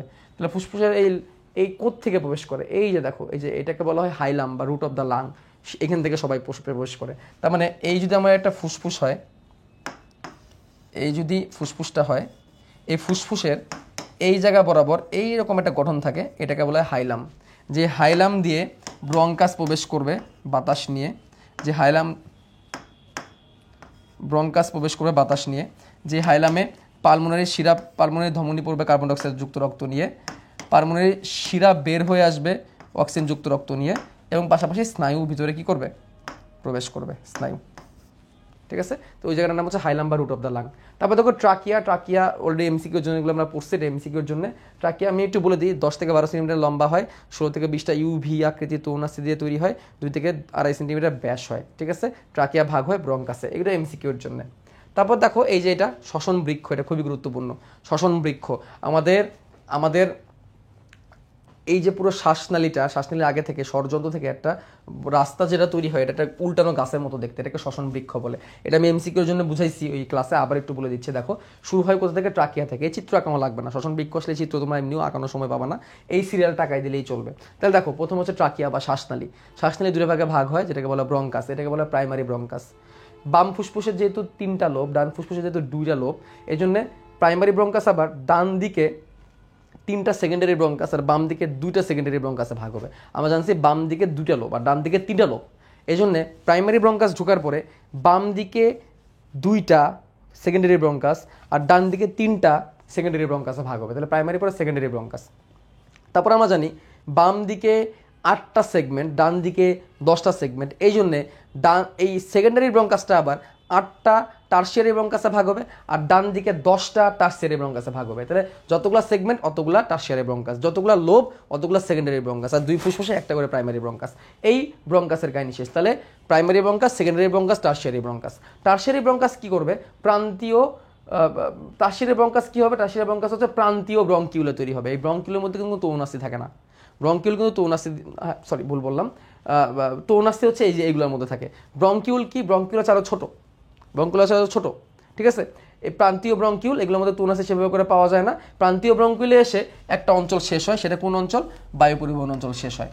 তাহলে শ্বাসনালী থেকে একটা অঞ্চল শুরু হয়েছিল, প্রান্তীয় ব্রঙ্কিউল এসে এই অঞ্চলটা শেষ হয়েছে, এই জন্য তার নাম প্রান্তীয় ব্রঙ্কিউল। তারপরে আসে কি শ্বসন ব্রঙ্কিউল, এটা শ্বসন অঞ্চলের মধ্যে পড়ে। শ্বসন ব্রঙ্কিউল আবার ভাগ হয় অ্যালভিওলার নালীতে, অনেকগুলো অ্যালভিওলার নালীতে। অ্যালভিওলার নালী চলে যায় একটা অ্যাট্রিয়াম নামক গহ্বরে, যে অ্যাট্রিয়াম নামক গহ্বরে অনেকগুলো অ্যালভিওলার থলি থাকে, অনেকগুলো অ্যালভিওলার থলির ভিতরে আবার অনেকগুলো অ্যালভিওলাস থাকে, এই হচ্ছে শ্বসন বৃক্ষ। তাহলে সিরিয়ালটা কি, সম্মুখ নাসা ছিদ্র, ভেস্টিবিউল নাসা গহ্বর, পশ্চাৎ নাসারন্ধ্র, নাসাগোলবিল, শেষ। এরপর হচ্ছে ষড়যন্ত্র এসে একটা অঞ্চল শেষ হয়, এটা হচ্ছে বায়ু গ্রহণ এবং বায়ু ত্যাগ অঞ্চল। তারপর আসে শ্বাসনালীর পরে ব্রঙ্কাসের মধ্যে প্রাইমারি, সেকেন্ডারি, টার্সিয়ারি আছে। তারপর হচ্ছে প্রান্তীয় ব্রঙ্কাস, প্রান্তীয় ব্রঙ্কিউল এসে আরেকটা অঞ্চল শেষ হয়। তারপর আসে শ্বসন ব্রঙ্কিউলের পরে আসবে হচ্ছে অ্যালভিওলার নালী প্রবেশ করবে একটা অ্যাট্রিয়াম নামক গহ্বরে, সেই অ্যাট্রিয়াম নামক গহ্বরে অনেকগুলো অ্যালভিওলার থলি থাকবে আর একটা অ্যালভিওলার থলির ভিতরে অনেকগুলো অ্যালভিওলাস থাকবে এবং গ্যাসের বিনিময় হবে। এই সিরিয়ালটা মনে রাখতে হবে। আর কেউ যদি চিত্র আঁকাইতে পারে তাহলে আলহামদুলিল্লাহ, বা চিত্র আঁকায় পরীক্ষা টাইম নষ্ট করার দরকার নেই, কারণ এই জায়গাটা অনেক পেঁচানো। ঠিক আছে, তাহলে প্রথমে একটা ট্রাকিয়া, তাহলে আমি যদি শর্টে তোমাদের আঁকানোর সিস্টেম বলে দিই, তাহলে শর্টে কেমন আঁকাবা, একটা ট্রাকিয়া আঁকাবা, এটা ট্রাকিয়া, তারপরে এভাবে দিবা প্রাইমারি ব্রঙ্কাস, এভাবে করে দিবা কি প্রাইমারি ব্রঙ্কাস। ঠিক আছে, প্রাইমারি ব্রঙ্কাস দেওয়ার পরে তোমাকে কী করতে হবে, এইদিকে ব্রঙ্কাসটাকে ভাগ করতে হবে 2 ভাগে, আর এইদিকে ব্রঙ্কাসটাকে ভাগ করতে হবে তোমার 3 ভাগে, কারণ ডান দিকে 3টা লোব, বাম দিকে 2টা লোব। এবার এটাকে ভাগ করতে হবে তোমাকে 8টা ভাগে, 1 2 3 4 5 6 7 8, 8টা ভাগে, কারণ আমরা জানি বাম ফুসফুসের 8টা সেগমেন্ট, আর এদিকে এটা ভাগ করতে হবে 10টা ভাগে, 10টা ভাগে ভাগ করতে হবে। এগুলো হচ্ছে কি টার্সিয়ারি ব্রঙ্কাস। তাহলে এটা হচ্ছে প্রাইমারি ব্রঙ্কাস, এটা হচ্ছে প্রাইমারি ব্রঙ্কাস, এটা হচ্ছে সেকেন্ডারি ব্রঙ্কাস, আর এগুলো হচ্ছে টার্সিয়ারি ব্রঙ্কাস। এই ব্রঙ্কাস আবার ভাগ হবে টার্মিনাল ব্রঙ্কিউলে, এই যে ব্রঙ্কাস আবার ভাগ হবে এবং ব্রঙ্কিউলে, এটা হচ্ছে প্রান্তীয় ব্রঙ্কিউল, এটা হচ্ছে কি টার্মিনাল ব্রঙ্কিউল আবার ভাগ হবে কিসে, টার্মিনাল ব্রঙ্কিউল আবার ভাগ হবে শ্বসন ব্রঙ্কিউলে, রেসপিরেটরি ব্রঙ্কিউল। ঠিক আছে, রেসপিরেটরি ব্রঙ্কিউল চলে যাবে একটা অ্যাট্রিয়াম নামক গহ্বরে, রেসপিরেটরি ব্রঙ্কিউল চলে যাবে কোথায়? একটা অ্যাট্রিয়াম নামক গহ্বরে, এরকম একটা অ্যাট্রিয়াম নামক গহ্বরে, যে অ্যাট্রিয়াম গহ্বরের মধ্যে অনেকগুলো এরকম ছোটো ছোটো ছোটো ছোটো ছোটো ছোটো ছোটো ছোটো ছোটো ছোটো ছোটো ছোটো ছোটো থলি থাকবে, যেগুলো বলবে অ্যালভিওলার থলি। আর একটা অ্যালভিওলার থলির ভিতরে থাকবে অসংখ্য অ্যালভিওলাস, একটা অ্যালভিওলার থলির ভিতরে থাকবে অসংখ্য এরকম অ্যালভিওলাস। তাহলে রেসপিরেটরি ব্রঙ্কিউল কোথায় চলে গেল? অ্যালভিওলার নালীতে। অ্যালভিওলার নালীকে অন্য কালি দিই, রেসপিরেটরি ব্রঙ্কিউল চলে গেলো অ্যালভিওলার নালীতে। অ্যালভিওলার ডাক্ট চলে গেলো কোথায়? একটা অ্যাট্রিয়ামে, একটা কোথায়? অ্যাট্রিয়ামে। অ্যাট্রিয়ামের ভিতরে কি আছে? অ্যালভিওলার স্যাক বা অ্যালভিওলার থলি। আর অ্যালভিওলার স্যাকে অনেকগুলো কি আছে? অ্যালভিওলাই। তাহলে আবার দেখি সিরিয়ালটা। তাহলে প্রথমে ছিল trachea, primary bronchus, secondary bronchus, tertiary bronchus, তারপরে টার্মিনাল ব্রঙ্কাস, তারপরে রেসপিরেটরি ব্রঙ্কাস, তারপরে অ্যালভিওলার নালী, অ্যাট্রিয়াম গহ্বর, অ্যালভিওলার থলি, অ্যালভিওলাই। ঠিক আছে, এই হচ্ছে শ্বসন বৃক্ষ, জানতে হবে। এবার খুবই গুরুত্বপূর্ণ প্রশ্ন, অ্যালভিওলাসের গঠন। আমরা যে অ্যালভিওলাস দেখতেছিলাম, দেখো অ্যালভিওলাসের গঠনের জন্য এই চিত্র তোমাকে আঁকাইতে হবে। এই চিত্র এখনো খুবই সহজ, আমি এখানে সংক্ষেপে দেখাই। এরকম করে মাকড়সার জালের মতো একটা গঠন তুমি আঁকাবা, মাকড়সার জালের মতো একটা গঠন তুমি আঁকাবা। এভাবে করে আঁকানোর পরে এরা চারিদিকে রক্তনলিকা দিয়ে দিবা, রক্তনলিকা, এই যে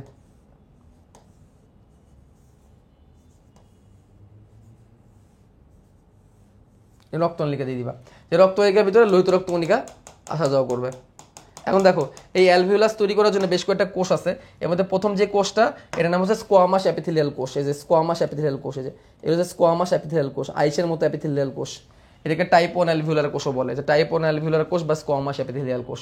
তারপর এখানে কি আছে? সারফেক্টেন্ট ক্ষরণ করার জন্য থাকবে টাইপ 2 অ্যালভিওলার কোষ বা সেপ্টাল কোষ। এই যে টাইপ 2 অ্যালভিওলার কোষ বা সেপ্টাল কোষ, এটা হচ্ছে টাইপ 2 অ্যালভিওলার কোষ বা সেপ্টাল কোষ। এই যে টাইপ 2 অ্যালভিওলার কোষ বা সেপ্টাল কোষ, যেটা কি করবে? সারফেক্টেন্ট ক্ষরণ করবে। এই সারফেক্টেন্ট থেকে আরেকটা সৃজনশীল প্রশ্ন আলাদা আসতে পারে। তারপর কি থাকবে? এর ভিতরে যদি জীবাণু প্রবেশ করে, সেই জীবাণুকে মারার জন্য থাকবে, এটার ভিতরে জীবাণু প্রবেশ করতে পারে, সেই জীবাণুকে মারার জন্য থাকবে অ্যালভিওলার ম্যাক্রোফেজ। এই যে অ্যালভিওলার ম্যাক্রোফেজ জীবাণুকে মারবে। ঠিক আছে, পাশাপাশি দেখো এখানে কি থাকবে? ইলাস্টিন তন্তু থাকবে। কি থাকবে? ইলাস্টিন তন্তু। এই যে ইলাস্টিন তন্তু থাকবে। ঠিক আছে, এই হচ্ছে একটা অ্যালভিওলাসের গঠন। এইভাবে একটা অ্যালভিওলাসের গঠন আঁকাবা। তো অ্যালভিওলাসের মধ্যে কি পাচ্ছি? অ্যালভিওলাসের মধ্যে স্কোয়ামাস অ্যাপিথেলিয়াল কোষ বা টাইপ 1 অ্যালভিওলার কোষ পাচ্ছি, সেপ্টাল কোষ বা টাইপ 2 অ্যালভিওলার কোষ পাচ্ছি, এখানে আমরা ইলাস্টিন তন্তু পাচ্ছি, এখানে আমরা অ্যালভিওলার ম্যাক্রোফেজ বা শ্বেত রক্তকণিকা পাচ্ছি এবং লোহিত রক্তকণিকা পাচ্ছি, এবং 5 নম্বরে লোহিত রক্তকণিকা পাচ্ছি। এই কটা জিনিস আমরা পাচ্ছি। এই জিনিসগুলোতে একটা অ্যালভিওলাস তৈরি। অ্যালভিওলাসের ব্যাস কত? 0.2 মিলিমিটার। অ্যালভিওলাসের থিকনেস কত? পুরুত্ব কত? 0.2 মাইক্রোমিটার। অ্যালভিওলাস ট্রাবিকুলার নামক পর্দা দ্বারা পৃথক করা থাকে, যেটা কিনা আমরা চয়ন অঙ্গ চালনা চ্যাপ্টারে দেখি। ঠিক আছে, নবজাতক শিশুর অ্যালভিওলাস থেকে 20 মিলিয়ন, 8 বছর বয়সে 300 মিলিয়ন, প্রাপ্তবয়স্ক 480 মিলিয়ন। এগুলো এমসিকিউর জন্য, এগুলো সবই এমসিকিউর জন্য। তাহলে এখন আসো সারফেক্টেন্ট কি, এটা দিয়ে আলাদাটা সৃজনশীল আসতে পারে। এতক্ষণ যেটুকু দেখালাম এটা হচ্ছে অ্যালভিওলাসের গঠন, সৃজনশীলটা পড়বা। আরেকটা প্রশ্ন আসতে পারে সারফেক্টেন্ট কি। সারফেক্টেন্ট হচ্ছে একটা ডিটারজেন্ট জাতীয় পদার্থ। ডিটারজেন্ট কি করে? পানির পিষ্টনকে কমায় দেয়। এই ডিটারজেন্ট পদার্থটা, সারফেক্টেন্টটা আমাদের ফুসফুসে ভ্রূণের 23 সপ্তাহ বয়সে প্রথম ক্ষরণ হয় এবং ভ্রূণের 24 সপ্তাহ বয়সে প্রথম কার্যকর হয়। 23 সপ্তাহ বয়সে মাতৃগর্ভের বাচ্চার ভ্রূণে প্রথম তৈরি হওয়া শুরু করে, ফুসফুসে 24 সপ্তাহে কার্যকর হয়, অর্থাৎ 6 মাস। এটা কি করে? পানির পৃষ্ঠটানকে কমায় দেয়। এই সারফেক্টেন্ট নামক ডিটারজেন্ট জাতীয় পদার্থ, যেটা ফসফোলিপিড দিয়ে তৈরি, এটা ফুসফুসের পৃষ্ঠটানকে কমায় দেয়, সারফেস টেনশনকে কমায় দেয়, যার ফলে ফুসফুস চুপসায় যায় না। তাহলে ফুসফুস চুপসায় মানুষ মারা যেত 6 মাস বা 24 সপ্তাহের আগে। এই জন্য কোনো বাচ্চা যদি হয়, সে বাচ্চা মারা যাবে, ফুসফুস চুপসে যেয়ে মারা যাবে। যে রোগটাকে IRDS বলা হয়, ইনফ্যান্ট রেসপিরেটরি ডিস্ট্রেস সিনড্রোম, ফুসফুস চুপসে যাওয়া, মারা যাওয়া। তাহলে এই কথাগুলো সারফেক্টেন্ট থেকে আসতে পারে, এটা অনুধাবনমূলকে আসে। তাহলে এখান থেকে আমরা অ্যালভিওলাসের গঠন শিখবো এবং সারফেক্টেন্ট শিখবো।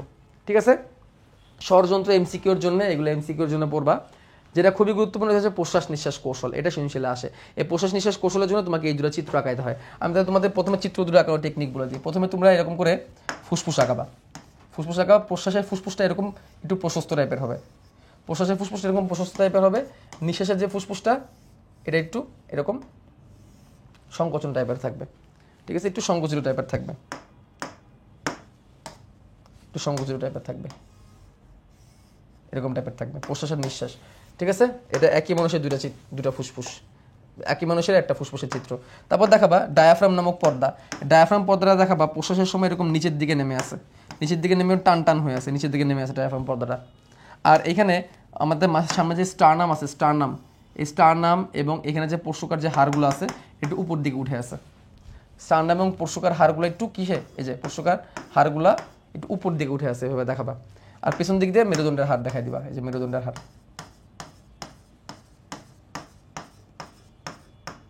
এই যে মেরুদণ্ডের হাড়। মেরুদণ্ডের হার এইভাবে দিলেই চলবে, এটা তেমন আহামরি কিছু না, এটা এমনি দেওয়া লাগে বলে দেওয়া, ঠিক আছে। এই জিনিসটাকে এখানে এইভাবে দিয়ে দিবা, মেরুদণ্ডের হার। এখানে এই ফুসফুসটাকে একটু চুপসানো দেখাবা। আর এখানে কীভাবে দেখাবা, এখানে দেখাবা এই যে ডায়াফ্রামটা উপর দিকে উঠে গেছে, ঠিক আছে। আর এখানে যেই স্টারনাম আছে, স্টারনামটা আবার নিচের দিকে নেমে আসছে, এবং এই পরশুকাগুলো এরকম নিচের দিকে নেমে আসে, এভাবে দেখাবা দুটো চিত্র, ঠিক আছে। যে জিনিসটা আমরা যে এখানে দেখাইছি, এখানে সুন্দর করে দেখো, আমি তো একটা নাগাইছি বলে এরকম হয়েছে। এখন দেখো এখানে কি কি লাগবে, ইন্টারকোস্টাল পেশি লাগবে, দুটা হাড়ের মাঝখানে যে পেশি, আমাদের বক্ষপিঞ্জরার তো হাড় আঁকাইছি না আমরা, এই যে বক্ষপিঞ্জরার হাড়গুলো যা আঁকাইছি, এই দুটা হাড়ের মাঝখানে যে পেশি থাকে এটাকে ইন্টারকোস্টাল পেশি বলে। আর একটা জিনিস আমরা কি আঁকাইছি, ডায়াফ্রাম আঁকাইছি, ঠিক আছে। আর দুটা স্নায়ু লাগবে, ইন্টারকোস্টাল পেশিকে সংকোচন করার জন্য ইন্টারকোস্টাল স্নায়ু, আর ডায়াফ্রামকে সংকোচন করার জন্য ফেনিক স্নায়ু। আর একটা জিনিস মনে রাখবা, প্রশ্বাসের একটা সক্রিয় প্রক্রিয়া, নিঃশ্বাসের একটা নিষ্ক্রিয় প্রক্রিয়া, ঠিক আছে। আচ্ছা, এখন দেখো তোমরা এইরকম একটা চিত্র আঁকাবা, এরকম একটা ফ্লো চার্ট আঁকাবা, তাহলে তোমাদের সহজ হবে। কি হবে দেখো তো, প্রশ্বাসের সময় কি হয়, উদ্দীপনা মস্তিষ্ক থেকে ফেনিক স্নায়ুকে উদ্দীপনা দেয়, ফেনিক স্নায়ু সংকোচন হয়, ফলে ডায়াফ্রামে যায় উদ্দীপনাটা, ডায়াফ্রাম সংকোচন হয়, ডায়াফ্রাম এই জন্য কোথায় নিচের দিকে নেমে যায়, ডায়াফ্রাম কী হয়ে যায়, নিচের দিকে নেমে যায়, এই যে এরকম নিচের দিকে নেমে যায়। তো ডায়াফ্রাম যখন এরকম ছিল, এরকম নিচের দিকে নেমে যায়, তাহলে বক্ষগহ্বরের অগ্রপশ্চাৎ উলম্ব ব্যাসটা কী হয়ে যায়, বেড়ে যায়, তাহলে বক্ষগহ্বরে এরকম উপর নিচে ব্যাসটা বেড়ে যায়।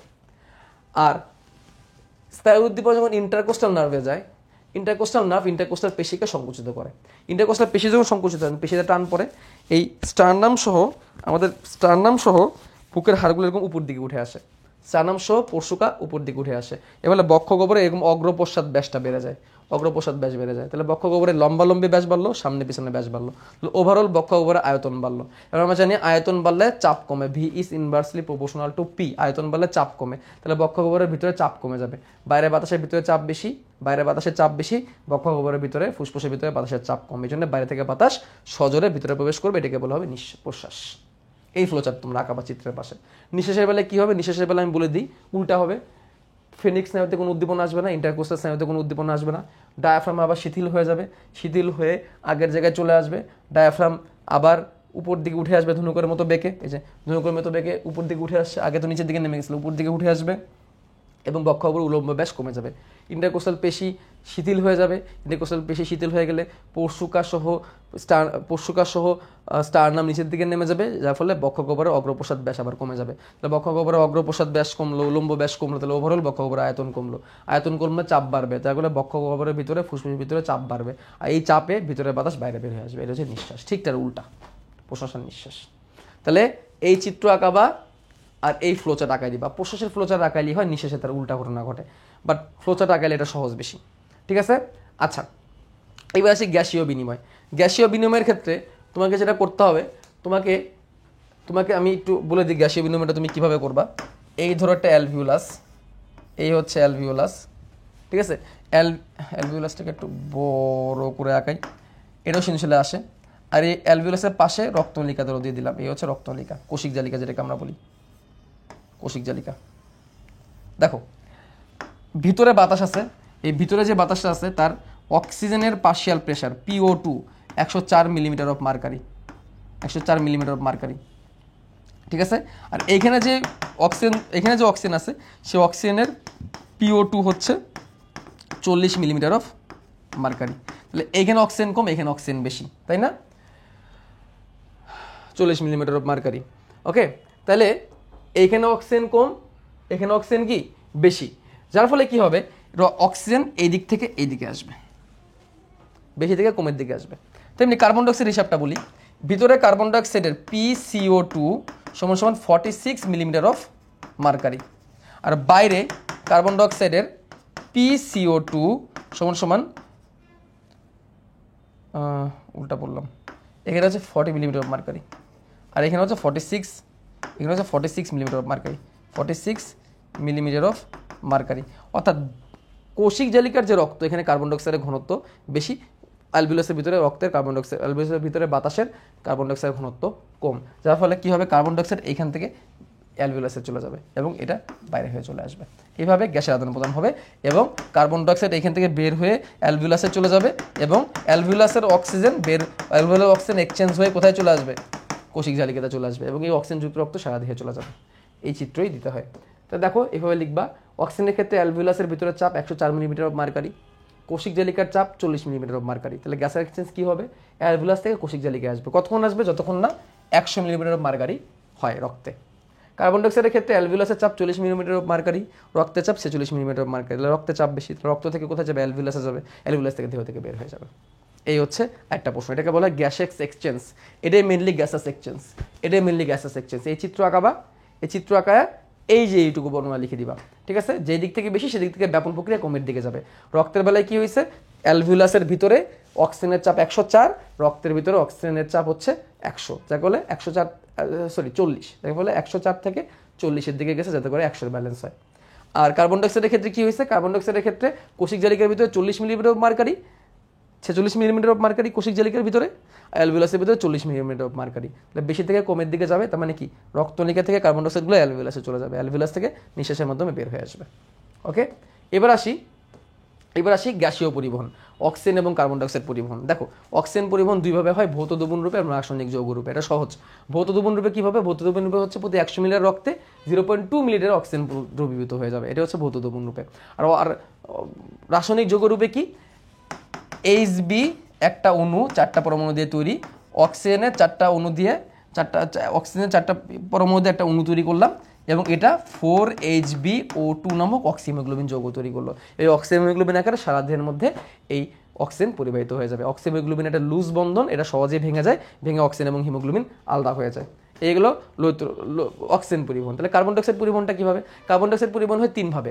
ভৌত দ্রবণ রূপে পরিবাহিত হবে 5%, কার্বামিনো যৌগ রূপে হচ্ছে 27%, এবং বাইকার্বনেট যৌগ রূপে হচ্ছে 65%। তাহলে তিনটা ভৌত দ্রবণ রূপে, কার্বামিনো যৌগ রূপে এবং বাইকার্বনেট রূপে। ভৌত দ্রবণ রূপে এটা খুবই সহজ, 5% আমরা হয়। এই কার্বন ডাইঅক্সাইড আমাদের রক্তে থাকা পানির সাথে বিক্রিয়া করবে, এই বিক্রিয়াতে কার্বনিক অ্যানহাইড্রেস এনজাইম হেল্প করবে, এটা খুবই গুরুত্বপূর্ণ এমসিকিউর জন্য। এবং এই বিক্রিয়ায় কার্বনিক অ্যাসিড তৈরি করবে, এই কার্বনিক অ্যাসিড ভেঙে যাবে H+ এবং HCO3- আর এই HCO3- আকারে সারা দেহের মধ্যে ছড়ায় যাবে, সারা দেহের মধ্যে ছড়িয়ে ফুসফুসে চলে আসবে এই কার্বন ডাইঅক্সাইডটা, ঠিক আছে। কার্বামিনো যৌগটা কি, কার্বামিনো যৌগটাও খুব সহজ। দেখো এটা আমি তোমাদের দেখাই দিই। কার্বামিনো যৌগ হচ্ছে, এটাকে বলা হয় অ্যামিনো হিমোগ্লোবিন, এটা হচ্ছে অ্যামিনো হিমোগ্লোবিন। আর এটা হচ্ছে অ্যামিনো প্রোটিন, এটা হচ্ছে অ্যামিনো প্রোটিন।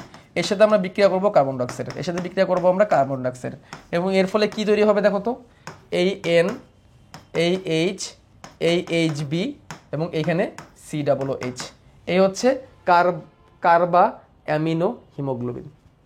আর এখানে কি হবে, এই N, এই H, আর এই প্রোটিন, এই হচ্ছে অ্যামিনো প্রোটিন, আর এখানে যুক্ত হয়ে যাবে এই, তাহলে carbamino protein, carbamino haemoglobin, carbamino protein, ঠিক আছে।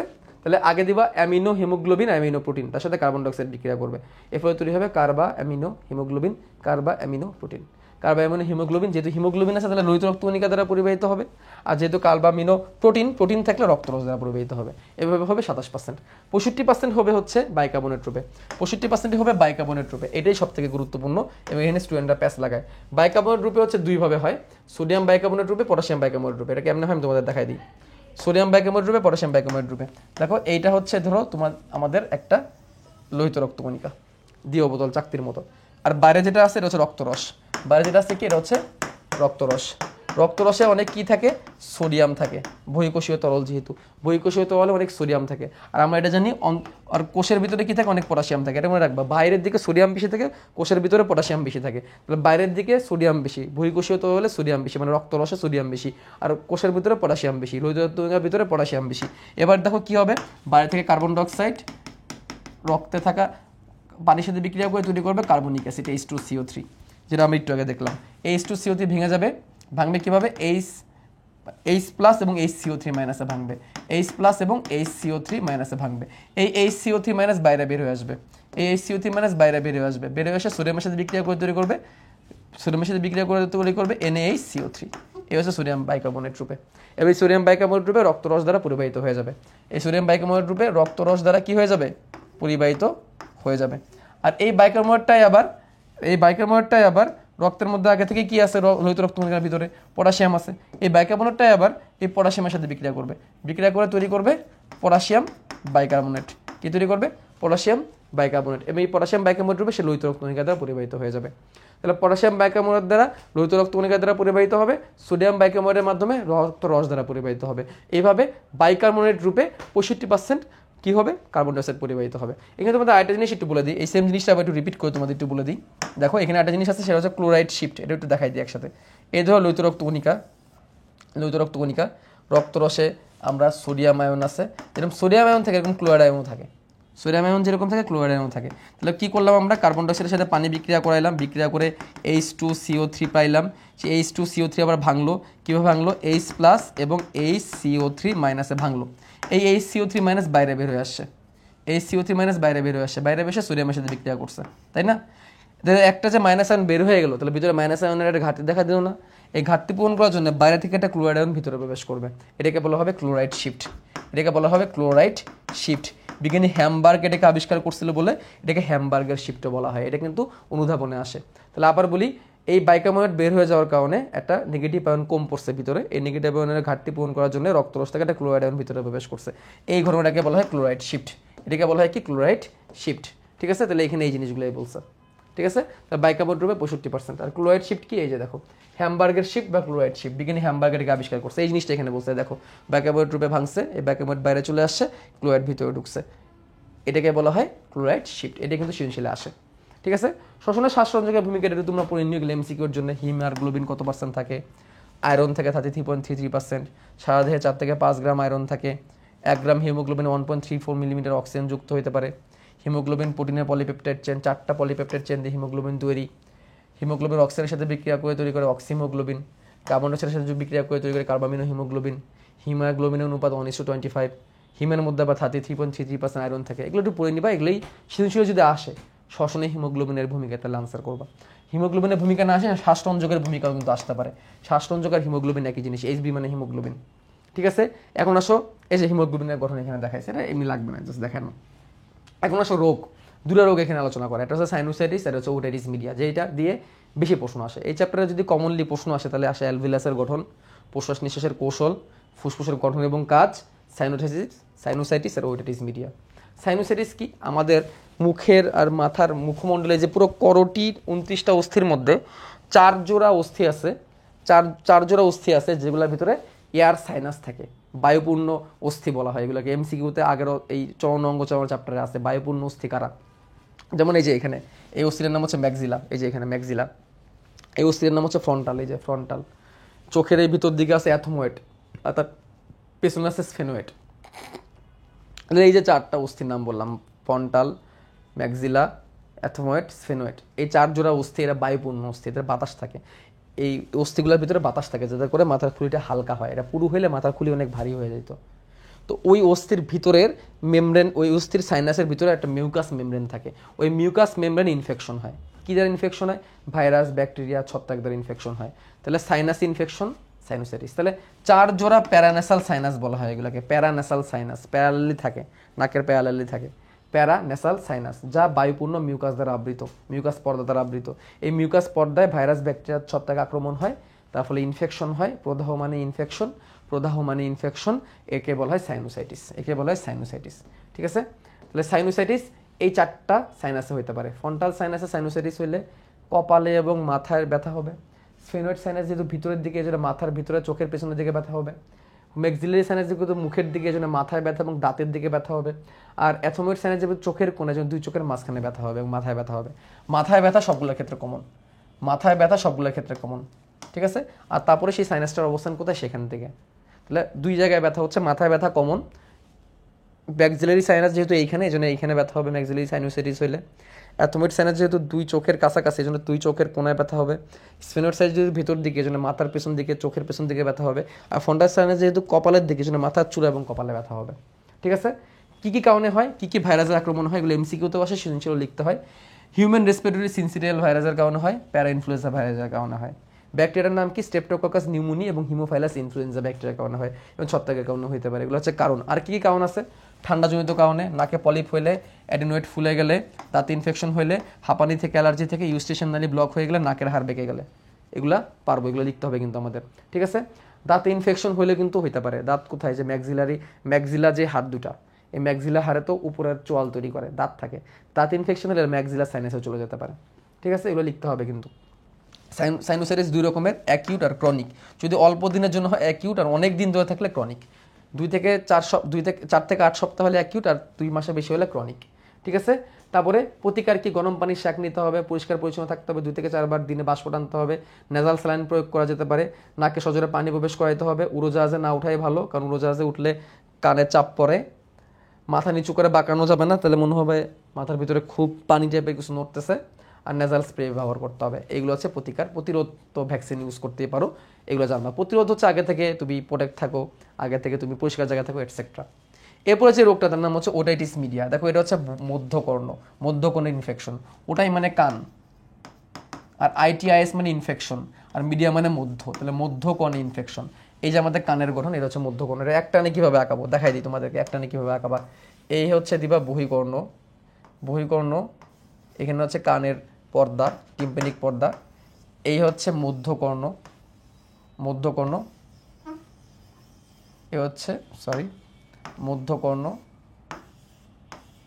আর এই হচ্ছে অন্তকর্ণ। অন্তকর্ণে এই জায়গাটার নাম হচ্ছে ককলিয়া। এখান থেকে স্নায়ু কানের উদ্দীপনা নিয়ে যায়।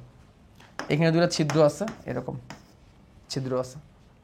আর এইখানে কানের অস্থি আছে, মিলিয়াস, ইনকাস এবং সবথেকে ছোট হচ্ছে স্টেপিস। এইখানে এই জায়গা থেকে একটা পাইপের মতো তৈরি হয়, যে পাইপটার নাম হচ্ছে ইউস্টিশিয়ান টিউব। যে ইউস্টিশিয়ান টিউবটা কানেক্ট থাকে কোথায়? নাসা গলবিলে। যেহেতু নাসা গলবিলে কানেক্ট, শ্বসনতন্ত্রের সাথে কানেক্ট, এই জন্য আমরা এই শ্বসনতন্ত্রের মধ্যে পড়তেছি। বাতাস এদিক থেকে প্রবেশ করে, বাতাস শব্দ নিয়ে প্রবেশ করে, এই ছিদ্র দিয়ে অন্তকর্ণে যায়। এই এখানে স্নায়ু আছে, স্নায়ুতে সেই উদ্দীপনাটা দেয়, দিয়ে এই ছিদ্র হয়ে বাতাসটা বের হয়ে এভাবে বের হয়ে চলে যায়। তাহলে দেখো, কানের ভিতরে কোনো যদি শব্দ তরঙ্গ যদি প্রবেশ করে, শব্দ তরঙ্গ প্রবেশ করলে কানের টিম্প্যানিক পর্দায় প্রথমে আঘাত করবে, টিম্প্যানিক পর্দায় প্রথমে আঘাত করবে। টিম্প্যানিক পর্দা কম্পনের ফলে মেলিয়াস, ইনকাস, স্টেপিস হয়ে এই ছিদ্র হয়ে এইটা অন্তকর্ণে প্রবেশ করবে, অন্তকর্ণের ককলিয়াতে প্রবেশ করবে। ককলিয়াতে শ্রবণ উদ্দীপনা দিবে, এটা মস্তিষ্কে চলে যাবে।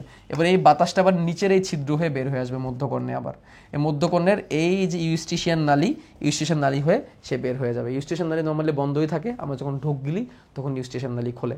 তো এইভাবে এয়ার ব্যালেন্স হবে। এখন কোনো কারণে যদি মধ্যকর্ণে ইনফেকশন হয়, তখন কি হবে? মধ্যকর্ণে কোনো কারণে ইনফেকশন হলে এই যে মধ্যকর্ণটা, এটা এরকম কী হয়ে যাবে?